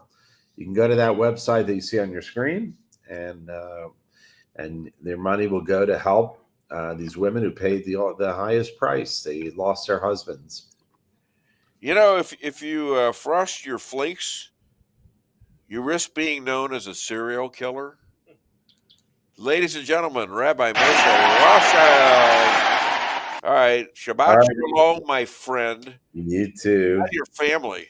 Guys. Scared the hell out of me, okay? Really did. All right. All right. Okay. Yeah. Sorry about that, guys. Now get off my set now. I got another guest. Okay. Jeez. Thanks. All right. My next guest, pizza-loving, Paisan, author and political monster. No, the political advisor. I'm using a pen that doesn't work well. He's a political advisor to Wyoming, the state of Wyoming. He's a fan of Liz Cheney's enemies and an author. Hold up his book, please. Okay, please welcome all the way from, I think, Missouri somewhere, Chris Adamo. Okay, so Chris, how you doing? Can you hear me? Yeah, I can hear you. Can you hear me? Yeah, you're coming in good. The rabbi was late like half an hour. He forgot about it. I noticed that he didn't laugh at your joke either, so I like Rabbi Moshe there. Smiling. Unlike you just sit there like you're dead or something. Well, I'm just always trying to figure out if there's a joke in here somewhere. So yeah, I'm confused. I'm just you could like if I thought you were trying to for humor, I'd fake it. Anyways, France's PM Macron was slapped by his 72-year-old wife. He's like 47, and he's about to get off a plane. And he says they were just fooling around. She really slapped the guy, and it was on television. Yeah, it was on. What do you think of this guy? Well, one of the things that we down here on Main Street, one of the things we need to understand is that these people, they do their best when they're in the public eye, whether they're politicians or actors or athletes, they do their best to elevate themselves to seem like something more than they are. And what you've got, particularly in the political realm, is you've got a bunch of very messed up, narcissistic people who have wormed their way into high office through every devious means. And so the idea that their lives are well balanced outside of that, again, it's a presumption on our part. And then they do that. They show themselves looking so happy. The Clintons, I don't know if you remember the Clintons, they had these stage pictures of them out dancing on the beach together. Oh, and it was kind of, you want to unsee some things, but the point is that they do all of this stuff to create this persona, and it's a lie. And with the left being so unhinged lately, you've gotten to the point where, for example, that Pete Buttigieg out of Texas there, where they show him dressed in a maternity outfit in a maternity ward holding a baby with his homosexual so-called husband. And it's like they're going to create this facade of normalcy, and it's absolute ridiculous perversion. And wait, it's a joke. the last couple of interviews, he came out like a man, like a tough guy. You know, I'm going to do that, and man. Oh my God. We can go into the whole manhood thing. When did he grow a set of balls, for God's sake? We can go into the whole manhood thing, because one of the things, and I didn't even mark that down on my discussion points for the week, but one of the things that the left is doing right now is they're trying to figure out how to reach young men, because young men are so totally alienated by the leftist lunacy, because it's about leftist gender. Yeah. Is about two things. It's about these feminist banshees, and then it's about homosexuality and trannies. And so it's like guys that actually go out there and play golf and shoot guns and go hunting and, you know, bring home the bacon and stuff, which is the vast majority of them, all races, whatever. They're absolutely alienated to this. So the left, the Democrats have spent, I believe it was $20 million recently that they're investing in recruiting young males. And one of the things, and I'm not joking, I wish I had a picture to show you. One of the things they've got is this, looks like she's 350-pound so-called influencer. One of these gals that you see protesting, you know, that it's like they're going to be abstinent for the entire Trump term, and we're going, well, that's wishful thinking at best, you know. I mean, she's not going to sleep with anyone. Yeah. It's like, Chris, I know your heart's broken, and mine is too. Yeah, you know, I mean, it's like, okay, that's a relief. All I do on the weekends, honey. And so the point is that when you get this unhinged, that you can't present yourself as normal. And here's the key. And you mentioned my working with Wyoming. Here's the key.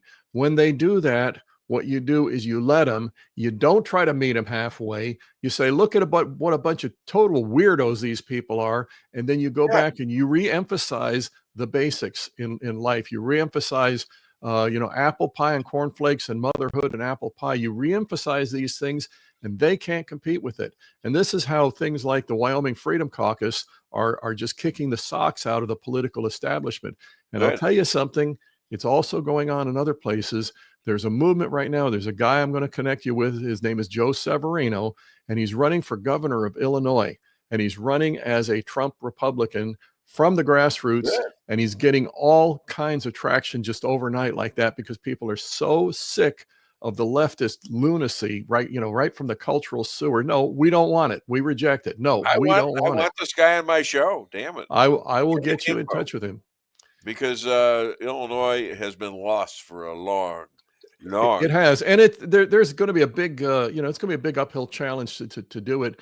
But the amount of support that he's gotten in just the last few days since he's announced has been amazing, because everybody's out there saying, "Wow, I thought I was the only sane person left," and all of a sudden, here's this guy speaking sanity, and they're all going for it. So yeah, I will definitely get you in touch with him. I remember my high school days. The everybody was a damn liberal, and I'm trying to think, what the hell's with these people? And especially even my Jewish friends, they were all liberal. And let's talk about that, as a matter of fact, because that's one of those things that you look at this and say, do they have a suicide wish or what? I'm talking Jewish Americans. I would agree, because when you look at the public movement right now, leftists are absolutely in love with Hamas. You know how I always quote Isaiah 5:20, where you switch good and evil, you switch darkness and light, you switch sweet and bitter, because this is how you promote the lie. If you look at the way the American left, I'm talking about the Democrats, the home of Jewish Americans, unfortunately, and look at the way they are embracing Hamas as they're just freedom fighters, and they're condemning Israel. Israel started the whole thing on October 7th. Israel's committing genocide against the Palestinians. Israel this, Israel that. What about the atrocities? Well, we don't talk about those. The average person out there has forgotten the things that actually happened on October 7th. They were 100% committed by Islamist Hamas terrorists, and they were unprovoked. We don't talk about that because That's the right. latest mantra is Jews are bad, Israel is bad, Hamas is just fighting for these poor downtrodden They're still holding Palestinians. hostages from that. They're still holding the hostages from that 10/7/23 attack, where in one day they killed 1,300 people who were innocent of. They weren't committing anything against anybody but celebrating a holiday, and they were surprised. You listen to the mainstream fake news crowd, and it's all about what Israel's doing. In other words, it's okay to kill off these more than 1,000 Jewish people that were just minding their own business. It's okay to do that, but if they fight back, they're genocidal. Yeah, right. So well, I think they've wasted time with that, because Jews have figured out that, you know what, if somebody's going to try to kill us, we're going to kill them first now. Well, Because Israel's figured that out. Israel figured that out, and I Right. think God wants them to do it. And you want to have peace, get the hostages back, and we'll talk. Exactly, and they've never wanted peace. You're going down, and you're going down to the last guy who won't surrender. And this is what Netanyahu said from the start. And again, on October 6th of 23, Netanyahu was not talking about killing anybody. Right. October 7th, Israel gets attacked. He's doing the right thing to respond. But I go back to the American media, and they get everything deliberately backwards. And so now Hamas, the terrorists, the whole Islamist movement in the Middle East, they're the good guys fighting. They're freedom fighters for Palestine, and Israel's the bad guy. And nothing could be more completely backwards. But this is what these people do with everything. You know, what is the biggest killer of Muslims? Who are the biggest killers of and maiming of Muslims? Other Muslims. Other Muslims, you're exactly right. Yeah. You know, it's not Israel. Israel don't want war, but you know what? They're going to have to live with it, because this is what they are surrounded by. But tell me this now, same question, just a slightly different venue. Who is the biggest killer of urban blacks? Urban blacks. Yep. But Black Lives Matter only when they think they can make a racial incident out of it. But when they can make a buck. Well, That's same about thing. Making money. But you look at your leftist media, you look at your Democrats in power, you look at your so-called academia. Are they actually trying to stop the killing of urban blacks in black neighborhoods by other blacks? No. But never mentioned anymore. You can't leverage that for political power. But let a white cop shoot a black person in the middle of an armed robbery. Oh yeah. And all of a sudden everybody cares. The other lives, those kids, those that are killed in the drive-by shootings and the muggings and everything in those urban areas, those lives, according to the left, according to all the Democrats, those lives don't matter. That's right. But they're black. They have to matter, don't they? No, the only blacks that matter is if they can make a racial incident out of it. That's the point. Those lives matter. The rest of them don't. I think blacks are beginning to get this now. I hope so. I think in a lot of areas, look at how well Trump has done with the black communities. I mean, he's not it went up about 15%. It went up enormously. Okay, and we can segue into another subject there, which is why is the GOP so-called mainstream so hell-bent on getting things back to where I call them George Bush Republicans, getting things back to where the Republican Party is this impotent, insipid mess, and they don't do anything, and the Democrats basically run roughshod over them. And I can give you any topic, any venue, and you look at how hard Trump is fighting, and you look at the Congress, and you look at the Senate, and you look at the majority of these so-called Republican mouthpieces, and they're fighting him. They're arm in arm, shoulder to shoulder with Nancy Pelosi and Chuck Schumer fighting Trump. You got names? I'll give you a bunch of names. I can give you Rand Paul. Yeah. Thomas Massey. You know what? He's an independent idiot. They all. I know. The point is that they'll rally with, if Schumer says something that they can, we'll join forces, we'll build bridges here and there. I wonder how Massey voted. He must have voted against it. You know, I haven't looked lately, but every step of the way, look at Tom Tillis. He's from North Carolina. He's a Republican, and here's what Tom Tillis does, and he's in the middle of doing it right now. Senator, right? Yeah, yeah. He grandstands as Mr. Constitution conservative, and then we get to the point where Trump wants to put a good, hard-hitting, it was an assistant attorney general in there to go after these. The guy's name is Ed Martin, to go after these leftists. Tom Tillis can't support him. Oh no, he can't support him. Then the day after, Tillis is the one who successfully derails the nomination and confirmation of Ed Martin. The day afterwards, Tillis is back to putting all these pro-Trump posts. He's all in for Trump. In other words, as long as it's a matter of grandstanding and spotlighting yourself, he's all there doing. The minute it comes to actually doing something, he sides with the leftists. And this is what the rhinos do. He's running for governor in North Carolina. Did you know he's that? Running for governor now? Yeah. I didn't know about that. Yesterday. Yeah, well, he can run for dog catcher. I'm not going to vote for him. Of course, I'm not from North Carolina. Anyways, but because you don't live in North Carolina. Well, if he was running as a Democrat, I could still vote for him. But he's running as a Republican, so they watched for him in any case. Would you? So the MSM has fired a lot of men, so they're stuck with shows like All Women, like The View. So, and they're all talking about female situations. Of course, none of them are talking about the fact that men are welcome in certain places like California to be transgenders and play against women. None of them mention that. Right. But they're all out to tear apart people like Kash Patel and Bondi and Trump.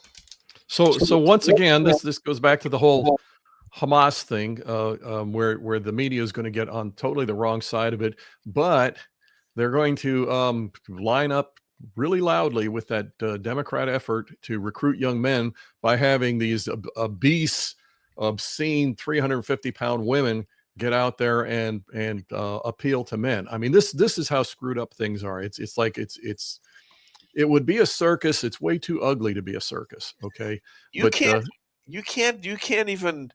Nobody could have predicted this, but I mean, I guess some people could have, but you've just destroyed men and women as possible voters for you. The women being the ones that are attacked.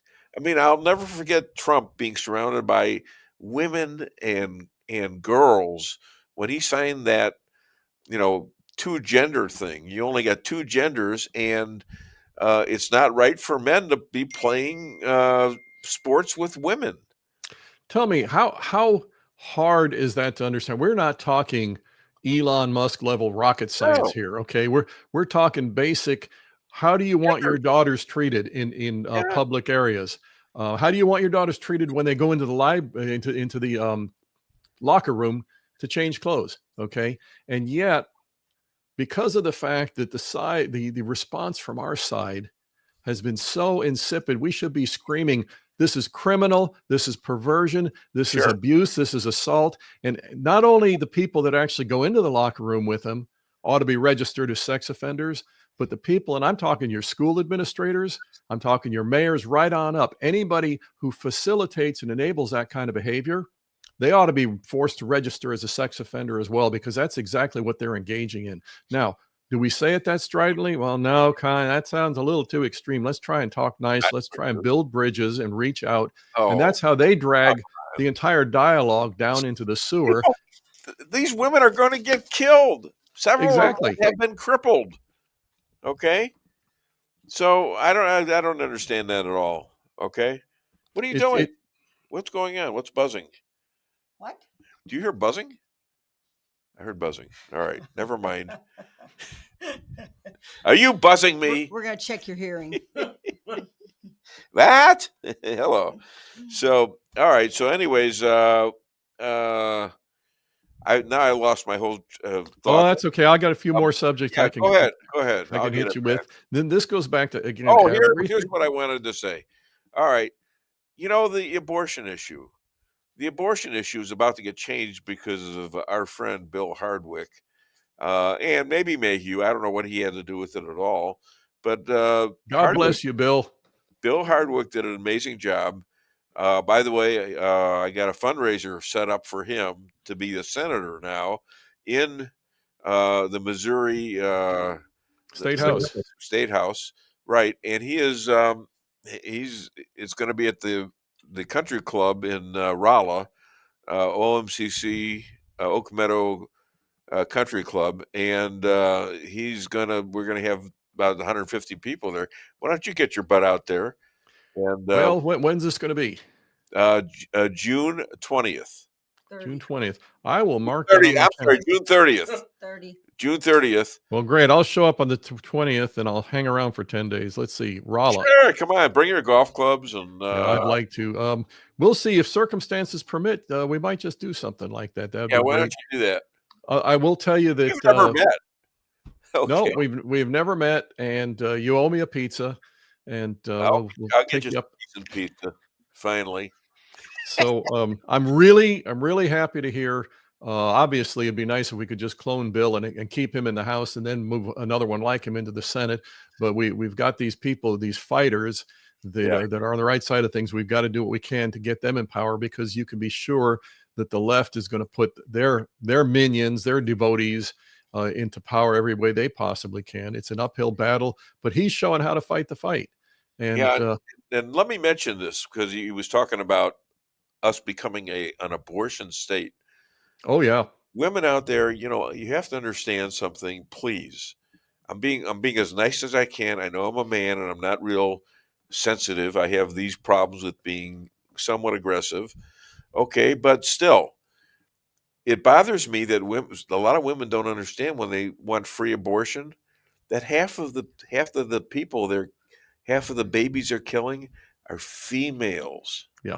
Does that ever resonate in anybody's thought process that these are just males? They're both males and females. You're absolutely right there. You also said something else that they never say. Baby thing. Go ahead.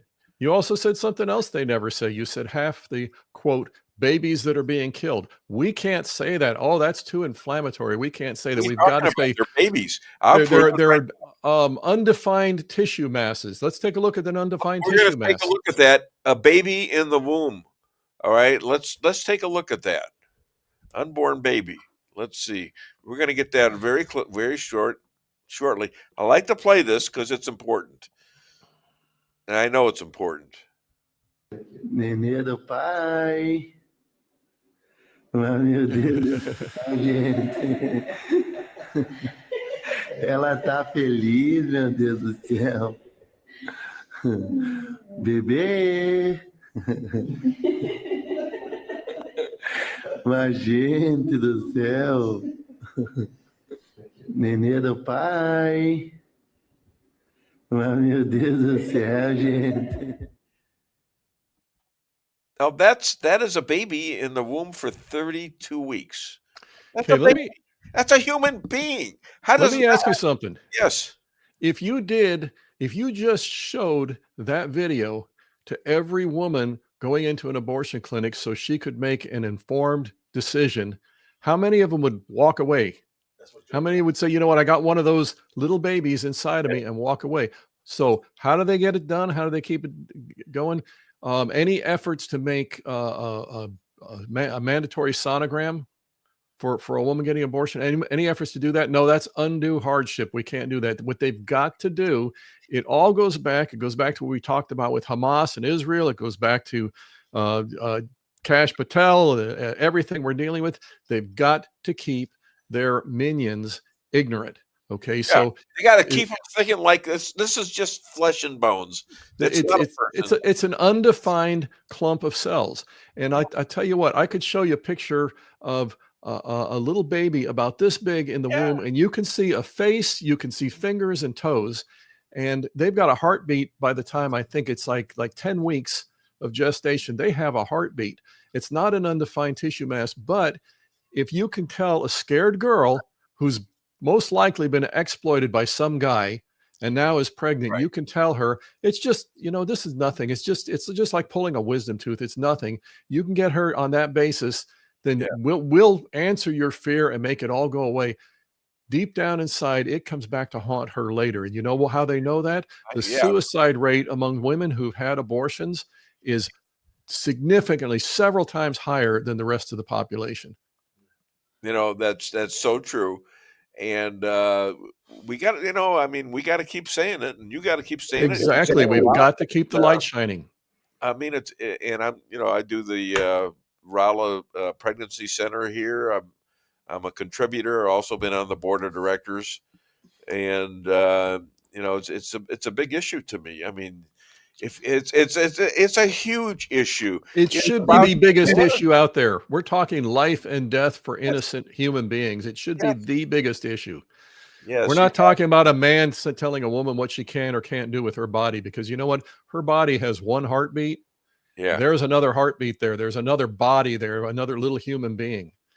And she knows it. Dave Weinbaum show. Where can people find you and buy your excellent book, Rules for Defeating Radicals? Well, it's still available at Amazon, and I'll tell you what, it's still the go-to guide for understanding who leftists are and how we can deal with them to not play their games, but to effectively engage them and overcome them. What do you call a tiny shopping place?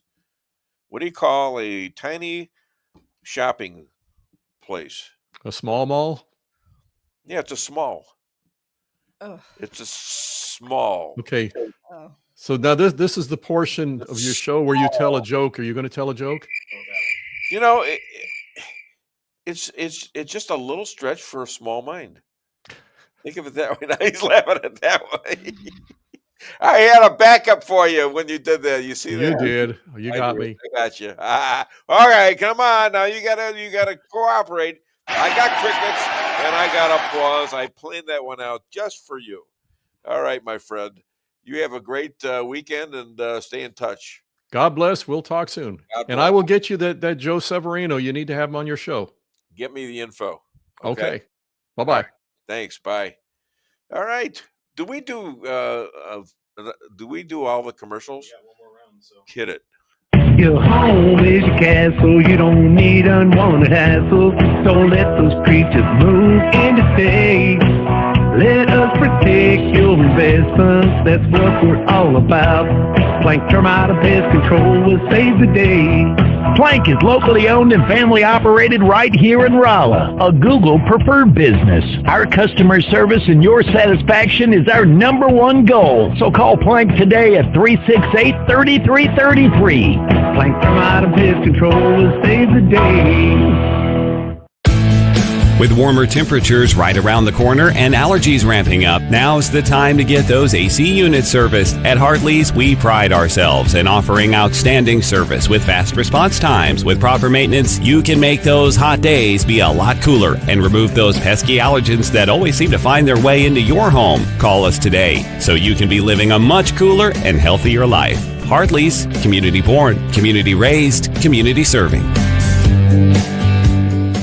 Call Hartley's Climate Control today at 573-368-3163.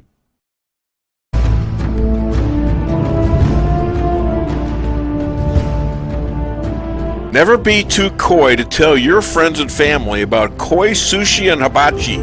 Celebrate the best Chinese-Japanese restaurant in the Midwest. Call 573-426-5551 to make a reservation or order takeout. Locally owned, 1808 North Bishop, Rolla, Missouri.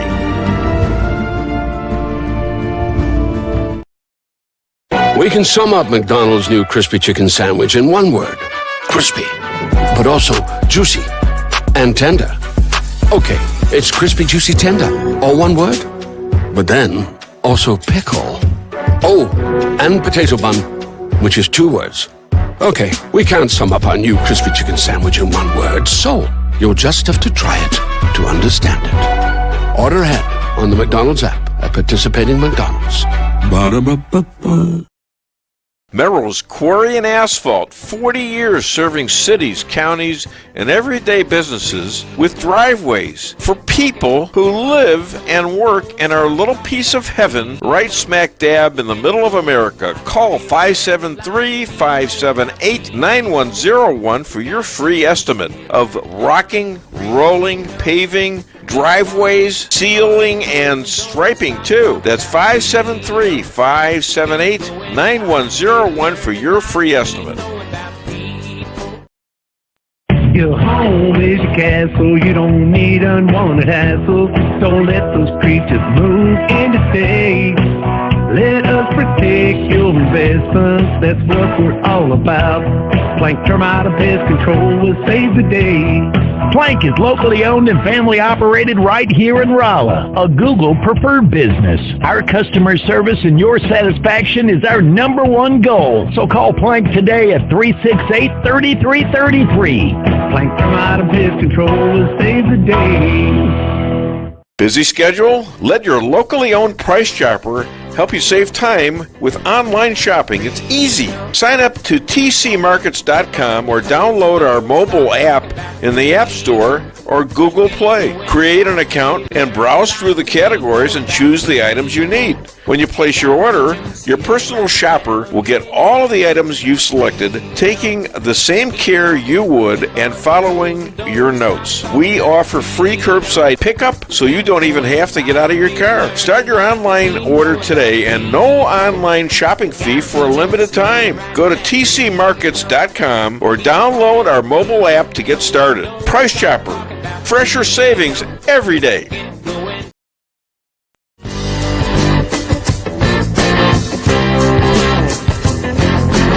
A-Car Real Estate, where experience matters. 532 million sold since 2003, the number one sales volume in Phelps County.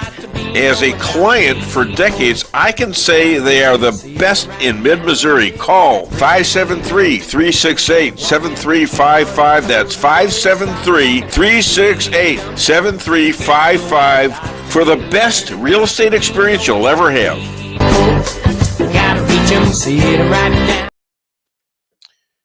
Well, my next guest is waiting patiently, I hope, for us to talk. Him and his wife, who is not there. Oh my God! Heroes for all who believe in our Constitution. What the hell is that? Is there a bomb going off or what?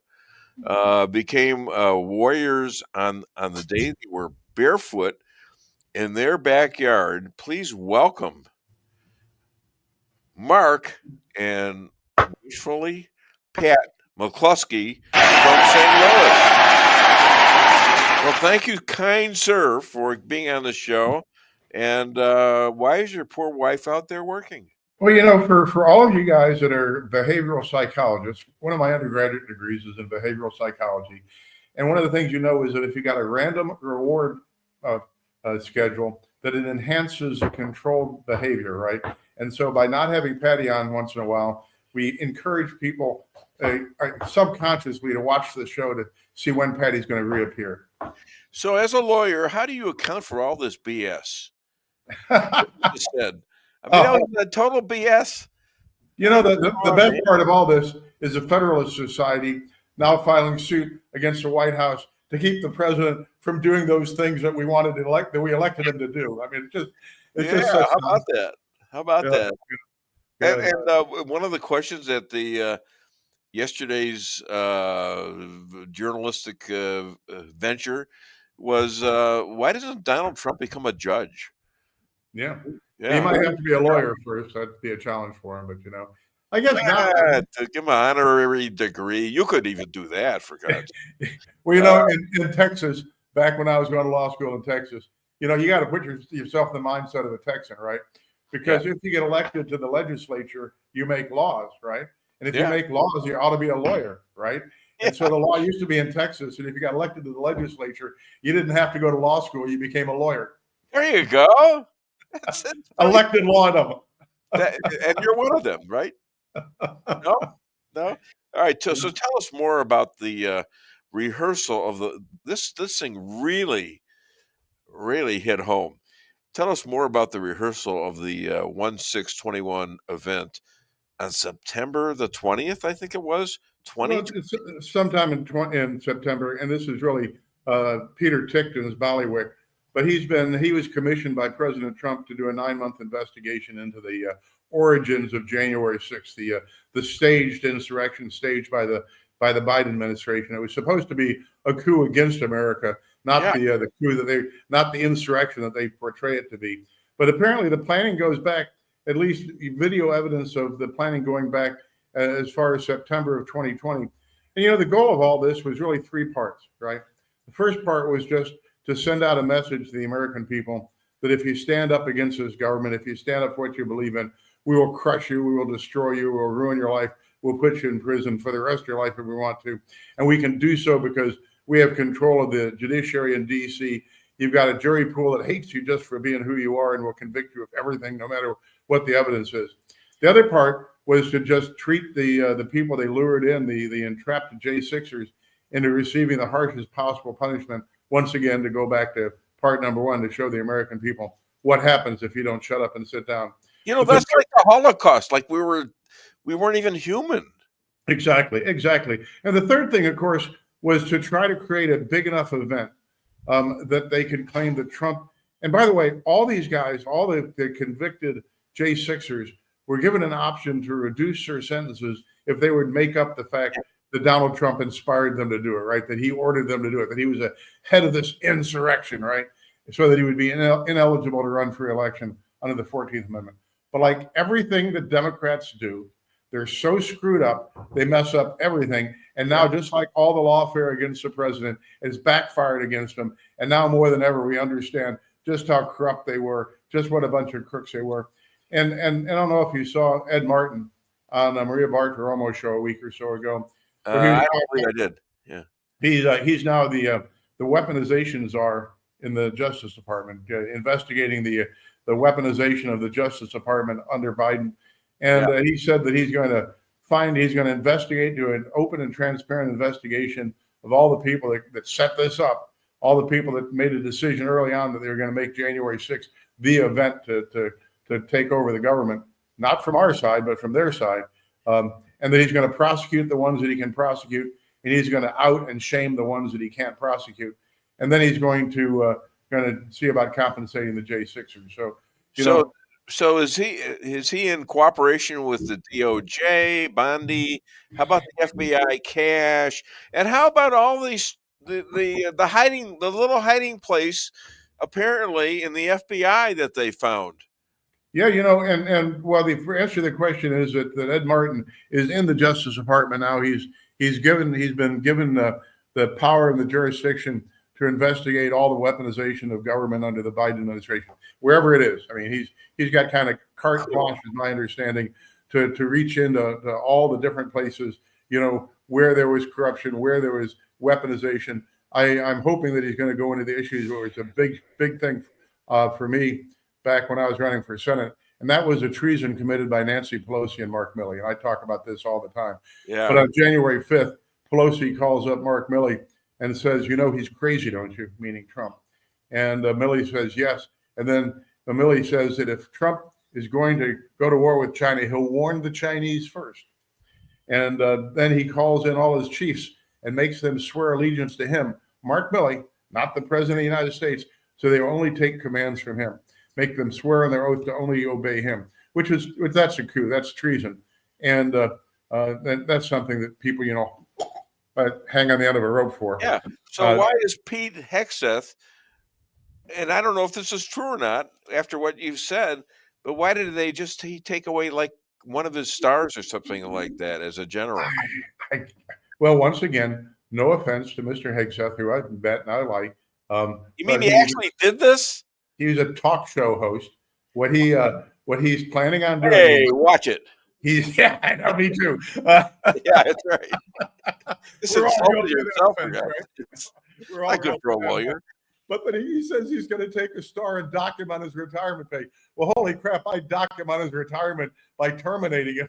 As soon as he gets found guilty of treason. So is he now relieved of being prosecuted? I don't think you can pardon people for treason. I don't think Patty has even been prosecuted. No, see, he's not been pardoned. I think you can catch him still. Wait a minute. Is she there? Is your wife she's here. She's here. Come on, get out. She's here, and she's here in voice only because she doesn't think she's beautiful enough today to be on television. Well, I'm never beautiful enough. Oh, come on, man! You're too cute for him, even. Tell me about it. Come on. Okay. Yeah. So, what are your core legal arguments you plan to use under the 4th and 6th Amendments? I got that straight from Grok, by the way. Yeah, I've got more than the 4th and the 6th. I was being interviewed by a CBS affiliate yesterday. They said, "So, what damages did your January 6th defendants suffer?" Well, other than having the doors kicked in and their houses flashbanged and having their 4-year-old children covered with laser dots from machine gun sights, other than having their 15-year-old daughters having to dress and undress instead of in front of 15 FBI agents, other than those little things, they were First Amendment violations because everybody had all their communication equipment taken from them. They were prohibited from accessing the internet. They were prohibited from talking to other J6 defendants. They're prohibited from using, my favorite one was a 20-year police officer who is just charged with trespass. They told him that if he used any cell phones other than his own personal cell phone to communicate, he would go to prison for 17 years. And then they confiscated his cell phone. Well, under the terms of his agreement with the police department that he was working with at that time, if he got arrested for anything, he was supposed to report it within 48 hours. Well, he couldn't report it because they took his cell phones and told him he'd go to prison if he used any other phone. And so he then lost his job, lost his credentials. Well, better yet, he was a licensed firearms dealer and gunsmith. The government comes in, seizes all his ATF documents, seizes all his Form 4473s, and then the ATF, this is so, you can't make this stuff up. Then the ATF comes in and says, show us your records because we think you're breaking the law. You're not keeping appropriate records under the ATF laws. And he says, I don't have any of my records. The government seized them. They say, you're lying. We've talked to the government. They don't have your records. Oh, my God. I mean, what happened to due process? Were they allowed to call a lawyer? Well, no, of course not. And that was the purpose of diesel therapy, too. This is a new term in American jurisprudence, diesel therapy. They would take these guys, even when they're only charged with misdemeanors, send them from prison to prison to prison to prison, where they'd be in solitary for the first 4 or 5 days because, they have to be checked out, right? They have to be classified, which means they can't talk to their lawyers. They can't talk to their family members. We had one guy got sanctioned by the federal court because he didn't show up for a hearing, and his lawyer couldn't find him. The government couldn't find him because they couldn't figure out where they stuck him. Then finally, when they figure out where the hell he was, they say, okay, well, I guess you couldn't go to court if we had you hidden in some basement someplace. But I mean, all these people, so that's the First Amendment violations. Then Second Amendment violations. These people, even when they're just charged with misdemeanor trespass, they had all their guns taken from them. And had to be without any way of defending themselves or their families for the duration. Fourth Amendment violations. All these guys had their houses searched, often with no warrants whatsoever, always, even if there was a warrant, in excess of what was stated in the warrant. One, Mr. Policeman that I was just talking about, had his house raided 7 different times in a couple of years by different agencies of the government and by the same agency over and over again, finding nothing but just tearing the house apart. I had a guy. Who was running the show for the Democrats? Was it Nancy? Was it Schumer? Was it Biden? I guarantee you the one person I know who wasn't doing it is Joe Biden because somebody had to show him where his lunchbox was, but he knew what was going on. Maybe. Who knows? That's true. When I was, and I go on and on, so just tell me to shut the hell up. But when I was running for Senate, what I said every day was, how come the biggest news story in the world every day isn't who's running the United States? Obviously, Joe Biden's not running the United States. We not me and you, but some people out there allegedly elected him president, although I really don't believe that. No. Do you believe 2020 was legit? God, no. God, no. Okay. Who does these days? Yeah, I know. Really? I mean, raise your hands out there. Does anyone think No, somebody in Branson had their hand up, so I guess that's somebody. Yeah, well, you know, it's not obvious that there was a real election in 2020 these days after finding out what we know. Yeah, and not only wasn't there a real election, but the stooge they put in as the alleged president was incompetent and could not be president. So we have a fake election. We put in the White House somebody who cannot actually act as president. And then for 4 years, we've got somebody using a rubber stamp to issue his decrees. And we're not allowed to know who that was running the country. Do we know if it was just one? No, we don't know. And there's this coalition, and my guess is this part of your venue to go after that too? Is that part of this? We until we find out who issued the orders, until we find out who it was that dictated how January 6th was supposed to go down, what the agents provocateur in the crowd were supposed to do.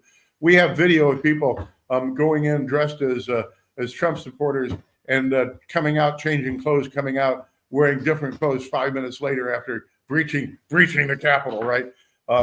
Until we find out who issued those orders. Yeah. And if it goes past Merrick Garland, if it goes up to the White House, then we have to find out who was actually running the White House. We had Joe Biden, which they call Dr. Joe because she's got like a doctorate in preschool education or some nonsense, running a cabinet meeting. I mean, I saw that. Yeah, I mean, what is this a democracy where we've got some dumb broad with a PhD in childhood education acting as president of the United States? Did I say dumb broad? I apologize. Dumb broad. Come on, she's a doctor. What's the matter with you? You know, these days you get a PhD. And you're a lawyer that got that way because you went somewhere in college and learned that if you're going to be in the legislation, you're a lawyer. You automatically become a lawyer. God, we're laughing, but I can't believe you knew my lawyer, Chuck Todd. Well, your lawyer was famous. Your lawyer also represented my father. He's a hell of a guy. Anyways, what roles did Antifa agents and we're talking about this right now, Ray Epp, BLM, and others, and you mentioned that some people came in as Trump supporters and then took their clothes off and changed clothes somehow and became like non-Trump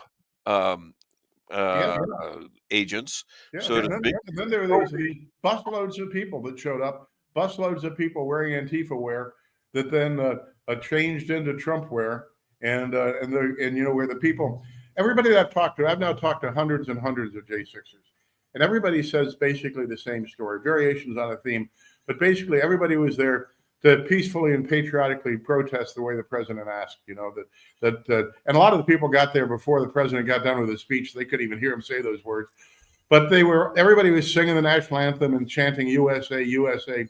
And then sometime between 2:16 and 2:20 that afternoon, the Metro Police and the Capitol Police got some order to launch an assault, and they started tossing the flashbang grenades into the crowd, starting to mace the crowd, starting to bear spray the crowd. The fun part was there's some video of this one, I think it's a Metro officer, trying to launch tear gas into the crowd, but the wind's blowing his direction. So all he does is gas all the rest of the cops, which makes them go berserk. And then they start clubbing everybody, and it becomes a mayhem. Okay. You just described the Keystone Cop, but who exactly were they? These guys actually working for Congress to protect the Capitol, or were they DC cops, or were they just idiots they got off the street somewhere? How about FBI guys? Were they doing this too? Well, we know that Capitol Police were there because there, for example, was a Capitol Police officer that pushed Derek Vargo off the wall and damaged him. Yeah. We know there were Metro cops there. The Capitol Police worked for Nancy Pelosi since she was, Speaker of the House at the time. And she was the one that refused Trump's request to bring in 10,000 National Guard. She admitted that was her fault on tape recently. Yeah. And it gets better. It gets better than that. I mean, the corruption. Why would she? Is she trying to get her credibility back? Whatever there was of it. I don't know how you achieve retention of your credibility by saying I denied the president's request for adequate security and created the insurrection. Well, she can just say, "I'm sorry." Yeah. Can't she? Yeah, she can say she's sorry. She's going to go meet her maker pretty soon, and she's going to have, in the words of Desiree Inez, a lot of splaining to do. Okay, so what motivation did the attack on Pat and you have after the 2020 attack? What was your motivation? What did you want? I mean, you didn't have to be there. You were there because they surprised you, right? You weren't even wearing shoes, but you had the rifle and she had the gun. Yeah. So what were you thinking? You were going to face all these people like that? Well, this Antifa organization run by Cori Bush had put out a flyer saying they're going to have a mob action in our neighborhood the Friday before, and it didn't happen. So we thought we'd missed the bullet, and so we went out to our farm and worked the farm that weekend. And our daughter was coming back to have dinner with us that Sunday afternoon, and so we'd come back to the farm. We didn't have shoes or socks on. We were barbecuing on the side porch when the riot started, and we had staged, because the previous Friday they had announced they were going to do it. I'd staged guns and fire extinguishers around the first floor of the house, and so when they started marching down the street, screaming all the dumbass stuff they do, whose streets, our streets, no justice, no peace, no racist police. They filled the street outside our neighborhood, and the only thing separating us from them was this 130-year-old wrought iron fence. And I look over at Patty and I say, God, I hope they don't come this way. Just then the gate crushes in. They start swarming in. I stood out on the corner of the porch and I said the two most racist, white supremacist words known in the English language. I said, private property. Ow, that hurt me. Being communists, that pissed them off, right? And they start swarming in more and more and more. So I reached around the corner where I had the stage, and I grabbed my AR-15, and I stood out there on the porch, holding a gun and thinking I'm being a tough guy, now I'm just screaming. I said a bad word one time. I said, get the hell out, private property, private neighborhood, get the hell out. Meanwhile, I think Patty's in the house. Bad word? I don't understand. I use the H word. I said hell. Yeah. Okay. I'm offended. How about you guys? Yeah. I thought Patty was inside the house calling 911, which she was, but as she passed by the front doors, she could see the mob coming up the front steps, which I couldn't see from where I was. So she grabbed that dumbass little Bryco pistol out of the drawer by the door and went out front. And now she's in front of me, feet from the mob, hundreds of people screaming death and mayhem and rape and everything. Now I've got a problem because she's in my line of fire. If I've got to do something right, she's between me and the mob, and I didn't want to accidentally put a pellet in her. And so now I've got to come out in the front yard, and that's where you start. We're laughing at this, but this is serious stuff, and I realize that. I mean, you can make fun of anything, but this is serious stuff. They came to kill you. They did, and to burn your house down. And that's what we're going to do. And sometimes you got to trust what idiots say to you. Yeah, and sometimes until you face 350 to 500 people all screaming at the same time, all screaming, it's so loud you can't hear the individual threats. And then you realize that if anybody pulls out a gun and they were armed and they bragged that they were armed, what are you going to do? You're just going to start firing indiscriminately into the crowd? Are you going to be able to pick out who's firing at you? It is a tough situation. Fortunately, we were able to do it without having to cause any harm to anybody. But it's left an indelible mark on us, I can tell you that. So what do you think of the Dems' new plan to get men back to vote for them? I mean, I'm sure you're struck by that question and are considering it. I'm thinking about it right now. Right? I just wanted to know. I think Dylan Mulvaney and I will join the Democrat Party together. I kind of thought that about you. I didn't want to say anything, but you got me convinced. How come we have this sense of humor with each other?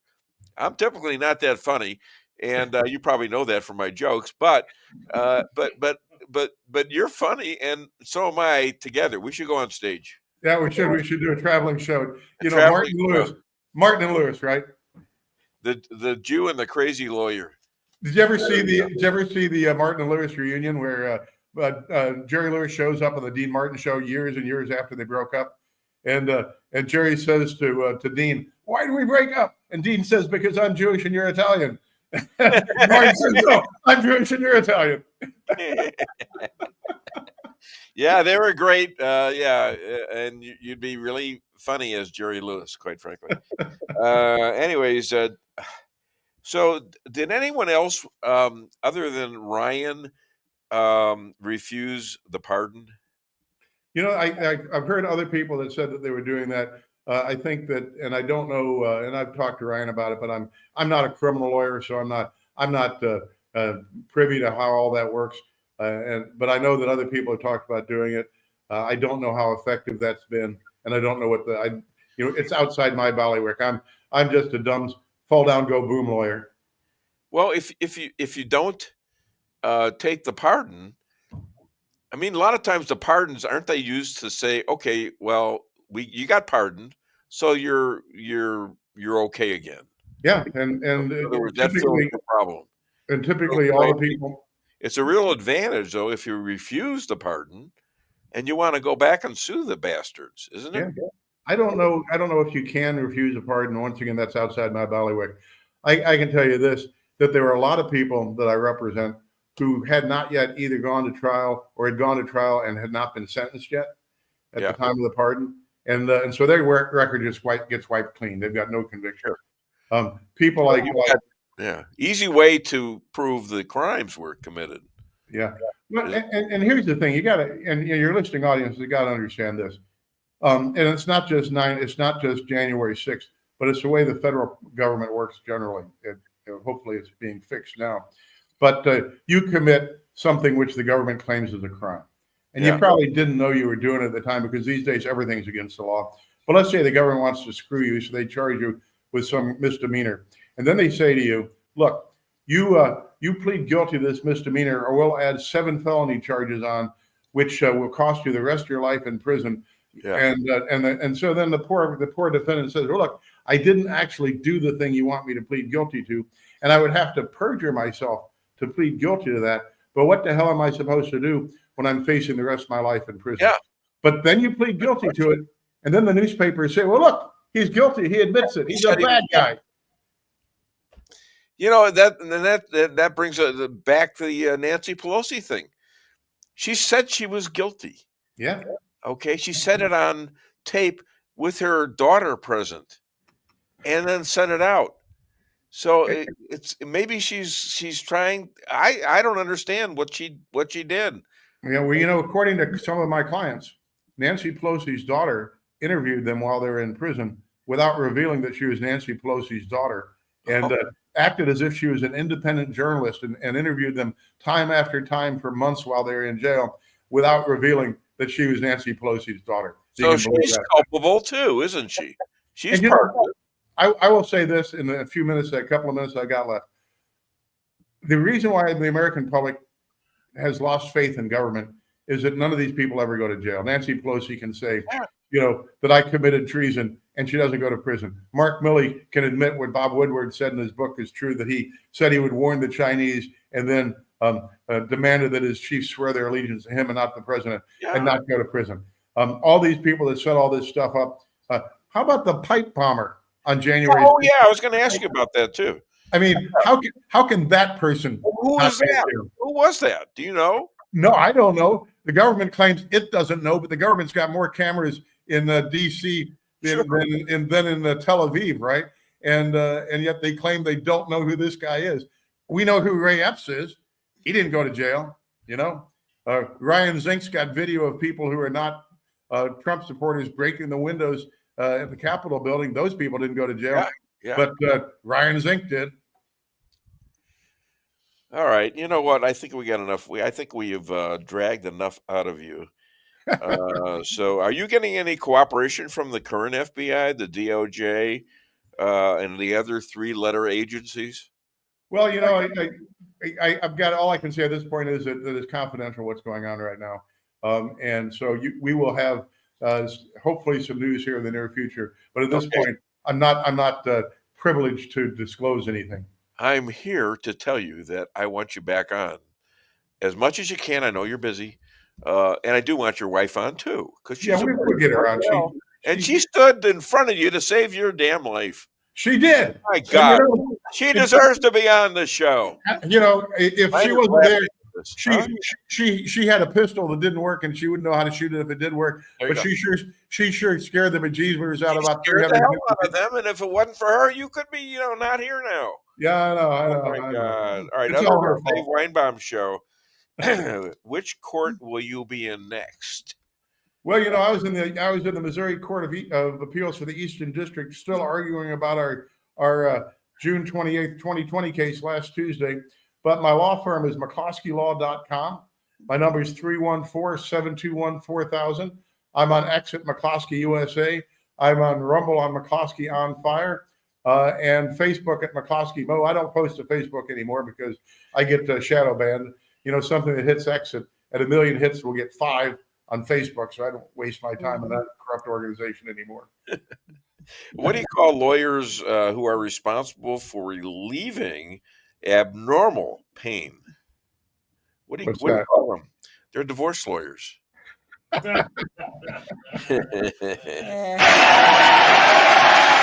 Ladies and gentlemen, my good friends, the McCloskeys, thank you so much for being on the show. God bless you both. God bless you. Have a great weekend, Dave. You have a great weekend too. All righty. And we got Jeff Zink coming on next. I don't know. I guess he didn't hear that. So this should be, well, he knows he's on, I think. I sent it to him. So I think Zink's going to be on. He's usually on time too. He's like, oh my God. He's okay. We just, you know what? We just, that was newsworthy, wasn't it? The 2 times I had him on, and one with the Zink thing. Oh, you say you haven't sent him? No, I emailed it to Jeff yesterday. And usually it's email. He prefers to get it, but I went and sent it through Facebook anyway, just to make sure. Okay. All right. Well, he ain't here right now, but hell, let's read some of the comments. And there he is. There he is. All righty. Okay. Do you have some comments? Yes. Yeah, I know we got plenty of comments, but I'm gonna get to Jeff here, and sometime hopefully maybe take the last couple of minutes to read these off. And I want to thank you because I keep asking for the comments, and I'm not telling anybody the comments because I'm real busy. This is a big deal right here. This is what happened to him and his family, but in 2 cases, which is the HHS deal, and that he didn't apparently get, and the stuff he's wondering about right now, and also his son, who's involved deeply in the 1-6 situation, and he is deeply involved in that as well. He's a Division I football player. He's a kinesiologist, basketball referee, forensic election audit expert, and recent candidate to be RFK's assistant secretary to HHS. Please welcome, I guess he's in Arizona, Jeff Zink. Morning, Dave. How you doing? There was a hesitation there. I don't know. Good. And how are you, sir? I'm doing well. Really busy. We've been.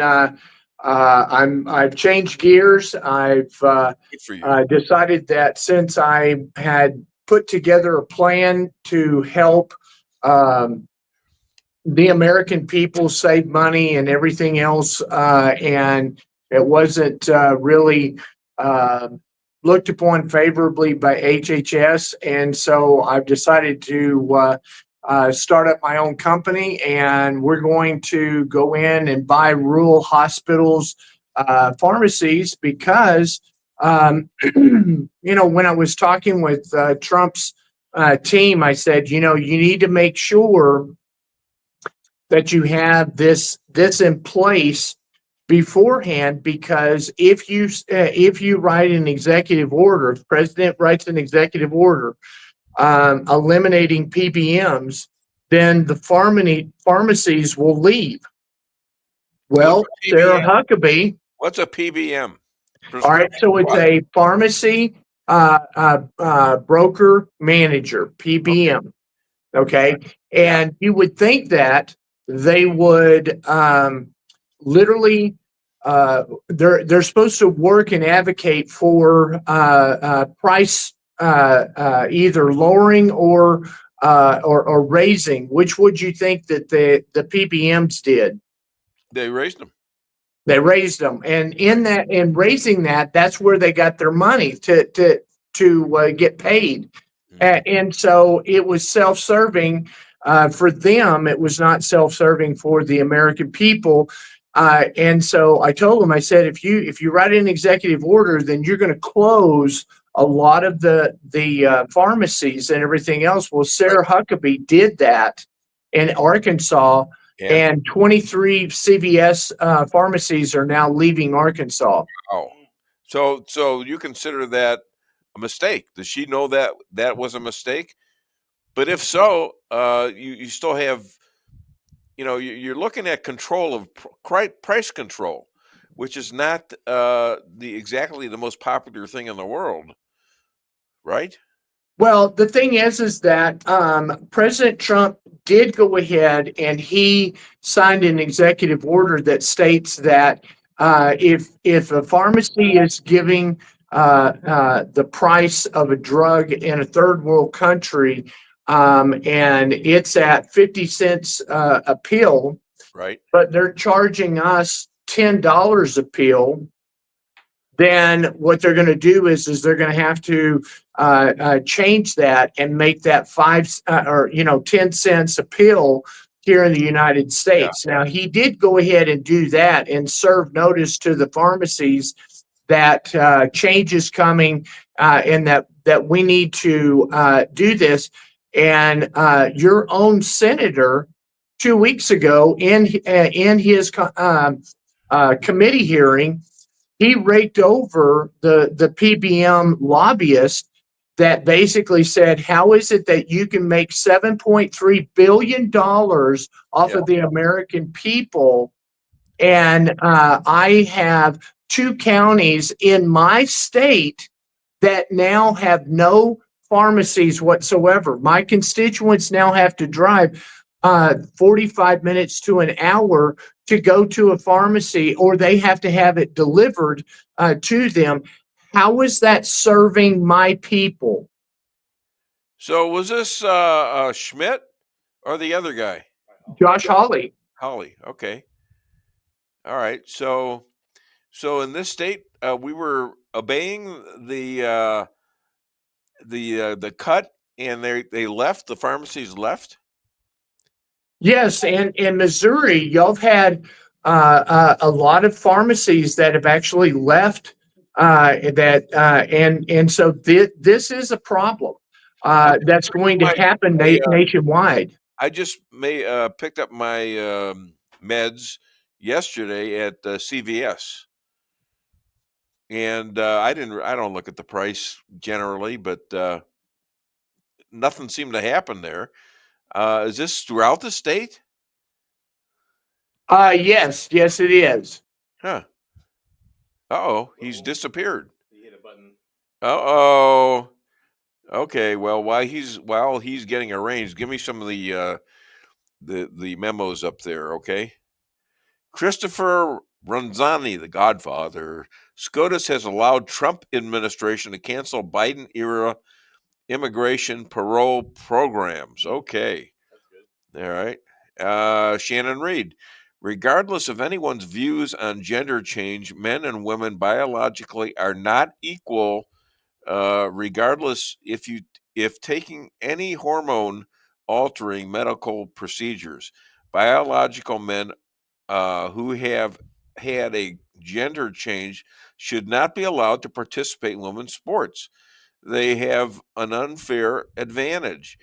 How do you piss off every woman there is? That's the way to do it right there. Another Christopher Rossini. Now is the time when good has become evil and evil has become good, is one of the many signs of the coming days of judgments. This is Lucifer's world on earth. he knows the Bible, and he knows that his time is short. So he's all out to take people to hell with him and create hell on earth. Just a tidbit of information. Great show, Mr. Weinbaum. The Godfather calls me Mr. Weinbaum. I'm honored, sir. Thank you. And what else? That's it? Okay. Thought I saw a whole bunch of them, but apparently we're talking to them. Christopher Rosani again. Good morning to Dave and the lovely Lisa Weinbaum. I'm glad we got that one in because she'll feel good and she'll be nice to me for a change. Oh. And the morning crew. Good morning, Rabbi Moshe. I stand with Israel. That's very good. And now look at this. We got through all. Thank you for the break because I had to read a bunch of the comments that were made. So, are you there? Well, we can hear him. Okay. I tell you what, my phone, it just keeps cutting out. Again, when you start talking about things that the federal government doesn't like, this is what happens. This has happened to me many times. Okay. Okay. That is very interesting. Why would they still be doing that under Trump? Well, the thing is that there are some FBI agents that are haven't been identified yet as rogue, and so they're still creating problems for the American people. Well, that's the 5,000 agents that are still out there that are being they're being spied on by the regular by the real one. They need to find and legitimate or kick them out or do whatever they have to do. After all, if you're sending people, as my last guest is saying, you're lawyers, who is the McCloskeys, and they're sending people out who are unjustified in what they're doing, then you're going to have a problem with them, and that's what you got right now. It appears this has happened to me a couple of times already. So, correct. And that is something that a lot of people don't know. And I always tell everybody, I'm nothing special. My son's nothing special. We're just average salt of the earth people, hardworking.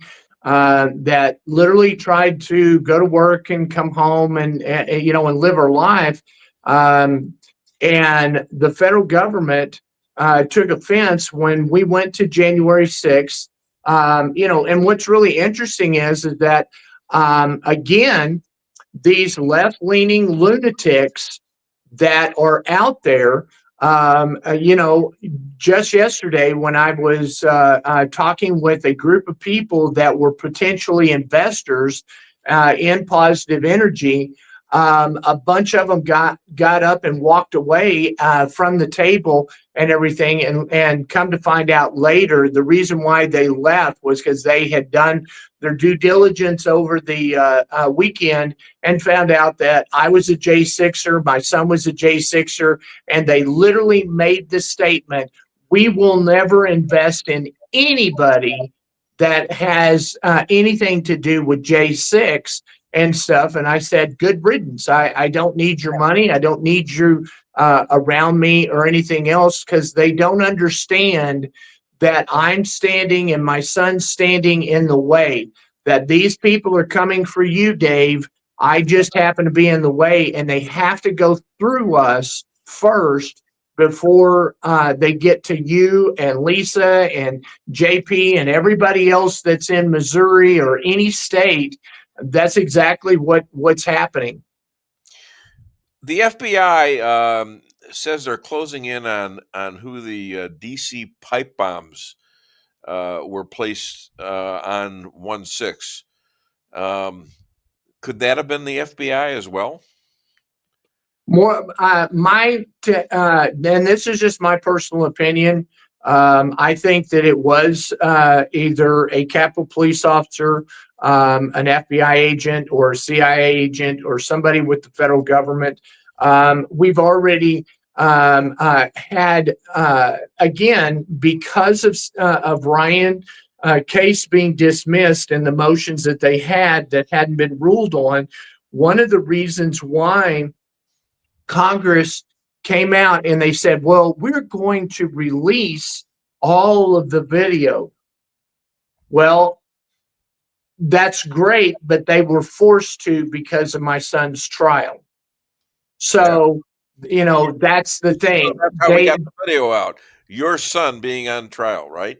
My son being on trial, we put a motion in that we needed access to all of the videos so that we could make a timeline and everything else. And Judge Boasberg basically stated that we didn't have the right to do that. Well, when it went to the appellate court said, oh, absolutely, they have the right to have that. And it was a Brady violation. And there are multiple Brady violations that happened where my son did not gain any access to his computer, to his recorder, or his camera. The 15 SD cards that he had they supposedly said had been erased. So all of these things. Information from you that I got from McCluskey. It's the same thing for all the 1-6ers like this. Correct. Yeah, it's not just you guys. Correct. I mean, it's incredible. And you weren't. And so the thing is, you weren't even in the Capitol, were you?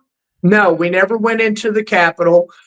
We never fought with Capitol Police. Actually, we have evidence to the contrary that we assisted and helped, and we have video proof of that. And so the thing is that this case here has a lot of merit. And the other thing too is that Ryan rejecting the pardon was the only J6er that at the appellate court was accepted, and they ruled on it. The rest of them, they had accepted the pardon. So if they accepted the pardon, then the appellate court kicked it out and said, well, your pardon, there's no need to do that.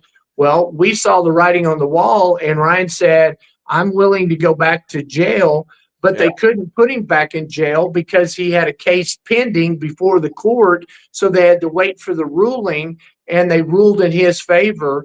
And then when it was sent back to Judge Boasberg to correct all of the rulings. What did he say? He put case dismissed. It's dismissed. Yeah. Okay. So that's very interesting. I don't know what to say to that, but the incredible thing is that might be the buster that is going to gather all sorts of good for the 1-6ers. I mean, people are probably hating on me right now because I know what happened, but in your case. Especially at the HSS, has this hurt you with what you're trying to do to be Bobby's assistant secretary? The 1-6er? Well, I would say that it definitely played into it because it came up multiple times. We don't really want to be affiliated with somebody that's a J6er, and especially to have somebody so high ranking in President Trump's administration, and so these are things that took place. I mean, the thing is that pharmaceutical companies came out against me. I had Callie Means come out against me. Dale Bigtree is no longer a part of HHS, thank goodness.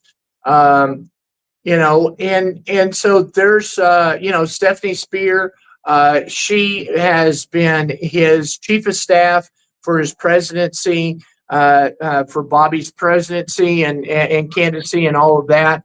And she's a Democrat. She hadn't changed her spot. She hadn't done anything. She's a never Trumper. She hates Trump, and yet she's in HHS. These are the types of people that are all through HHS, and you wonder why they're not getting anything done. And so me coming in, you've seen me for a very long time. I don't change. I'm very upfront. I'm not really a politician. I tell you whether you like it or not. I don't care whether you vote for me or not. I really don't. I'm going to go do what is right before God, man, and do the right thing when nobody's around.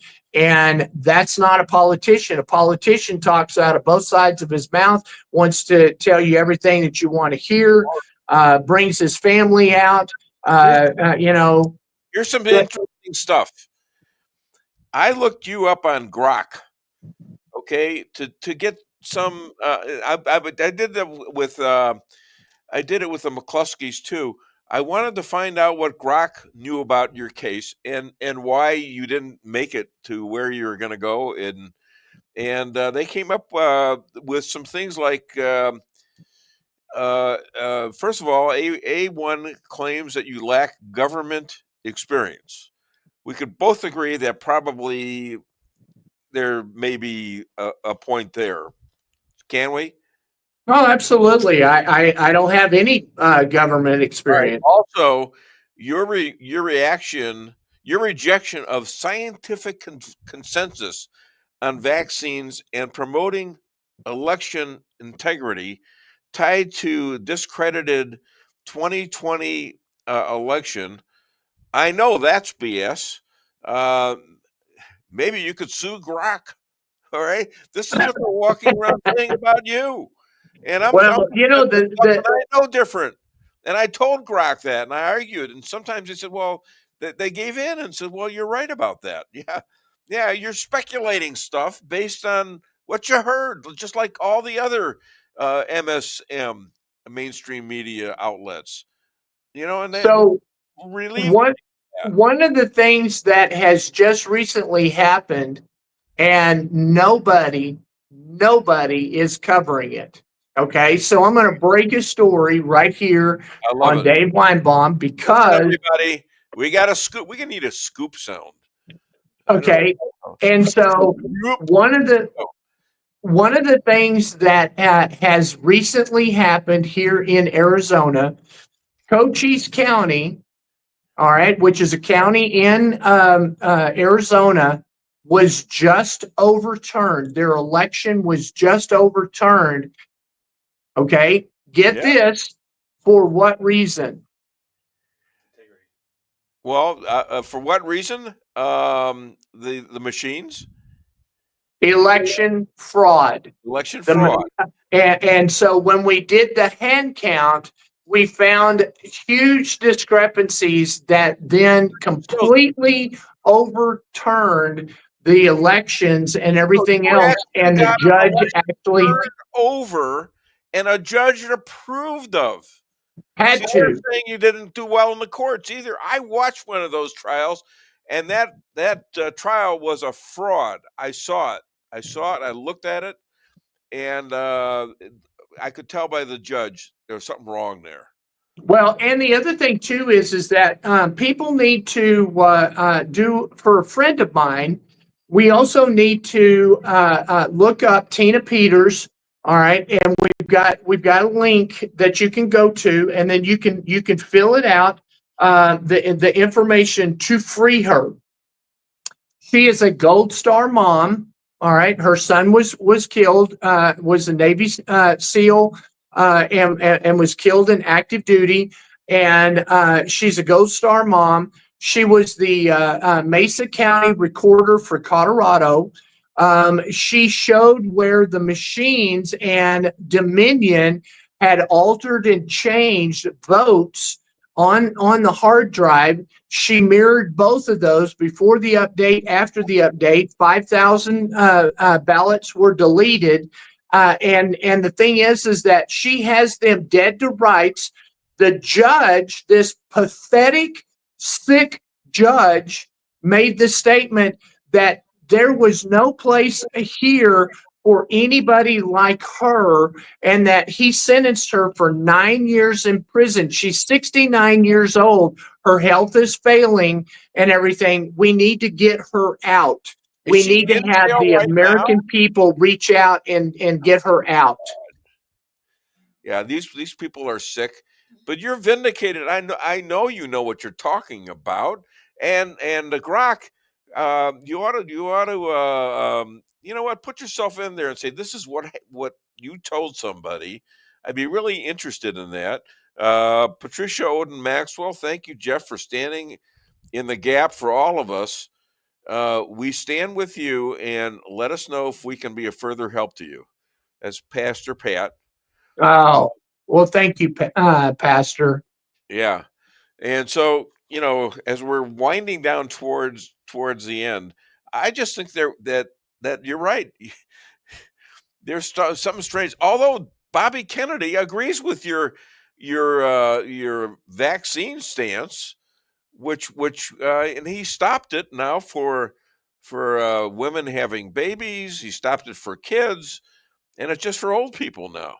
Well, okay, so let me terrify everybody right now, real quick. Please do. They're stopping the COVID-19 vaccines.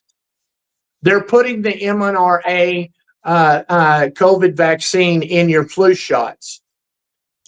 Bill Gates is also putting it in your meat. And so he's genetically engineering your meat. So you're going to get your vaccines whether you want it or not. So if you go to go get your flu shot, if you go and get any type of shot, they're putting the COVID vaccine without your consent, without your knowledge and everything else.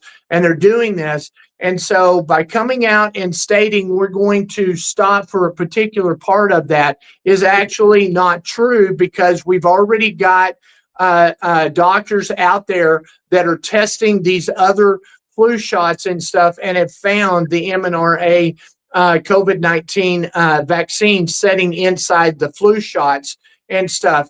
And so, again, one of the things is that we need to boycott all of the vaccines, period, when it comes to flu shots and the COVID-19 and everything, because the drug companies are making $16.3 billion on every flu shot that's rolled out on the American people.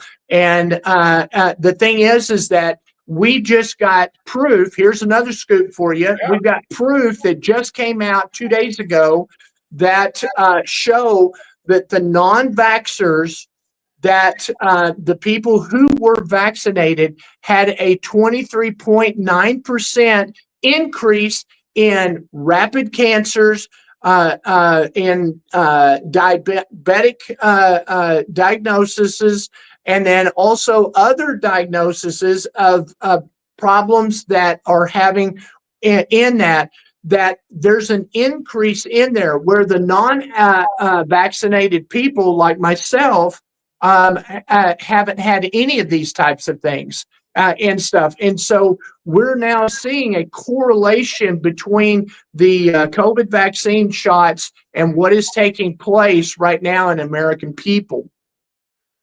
What was that buzzing noise? That was my phone. That was yours. All right. I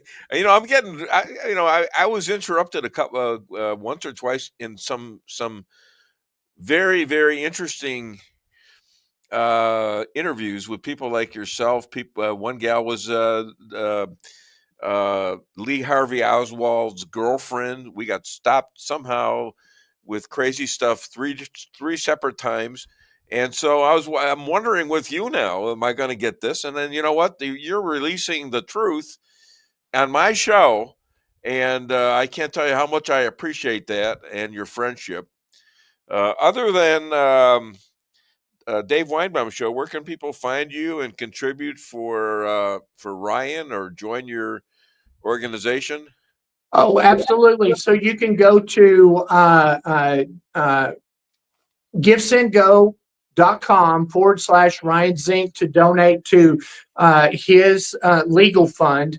and they're gearing up, and he's needing to raise a lot of money because now heading towards the Supreme Court, this is going to be an awful lot of money that it's going to take to try to help the attorneys and everybody moving forward.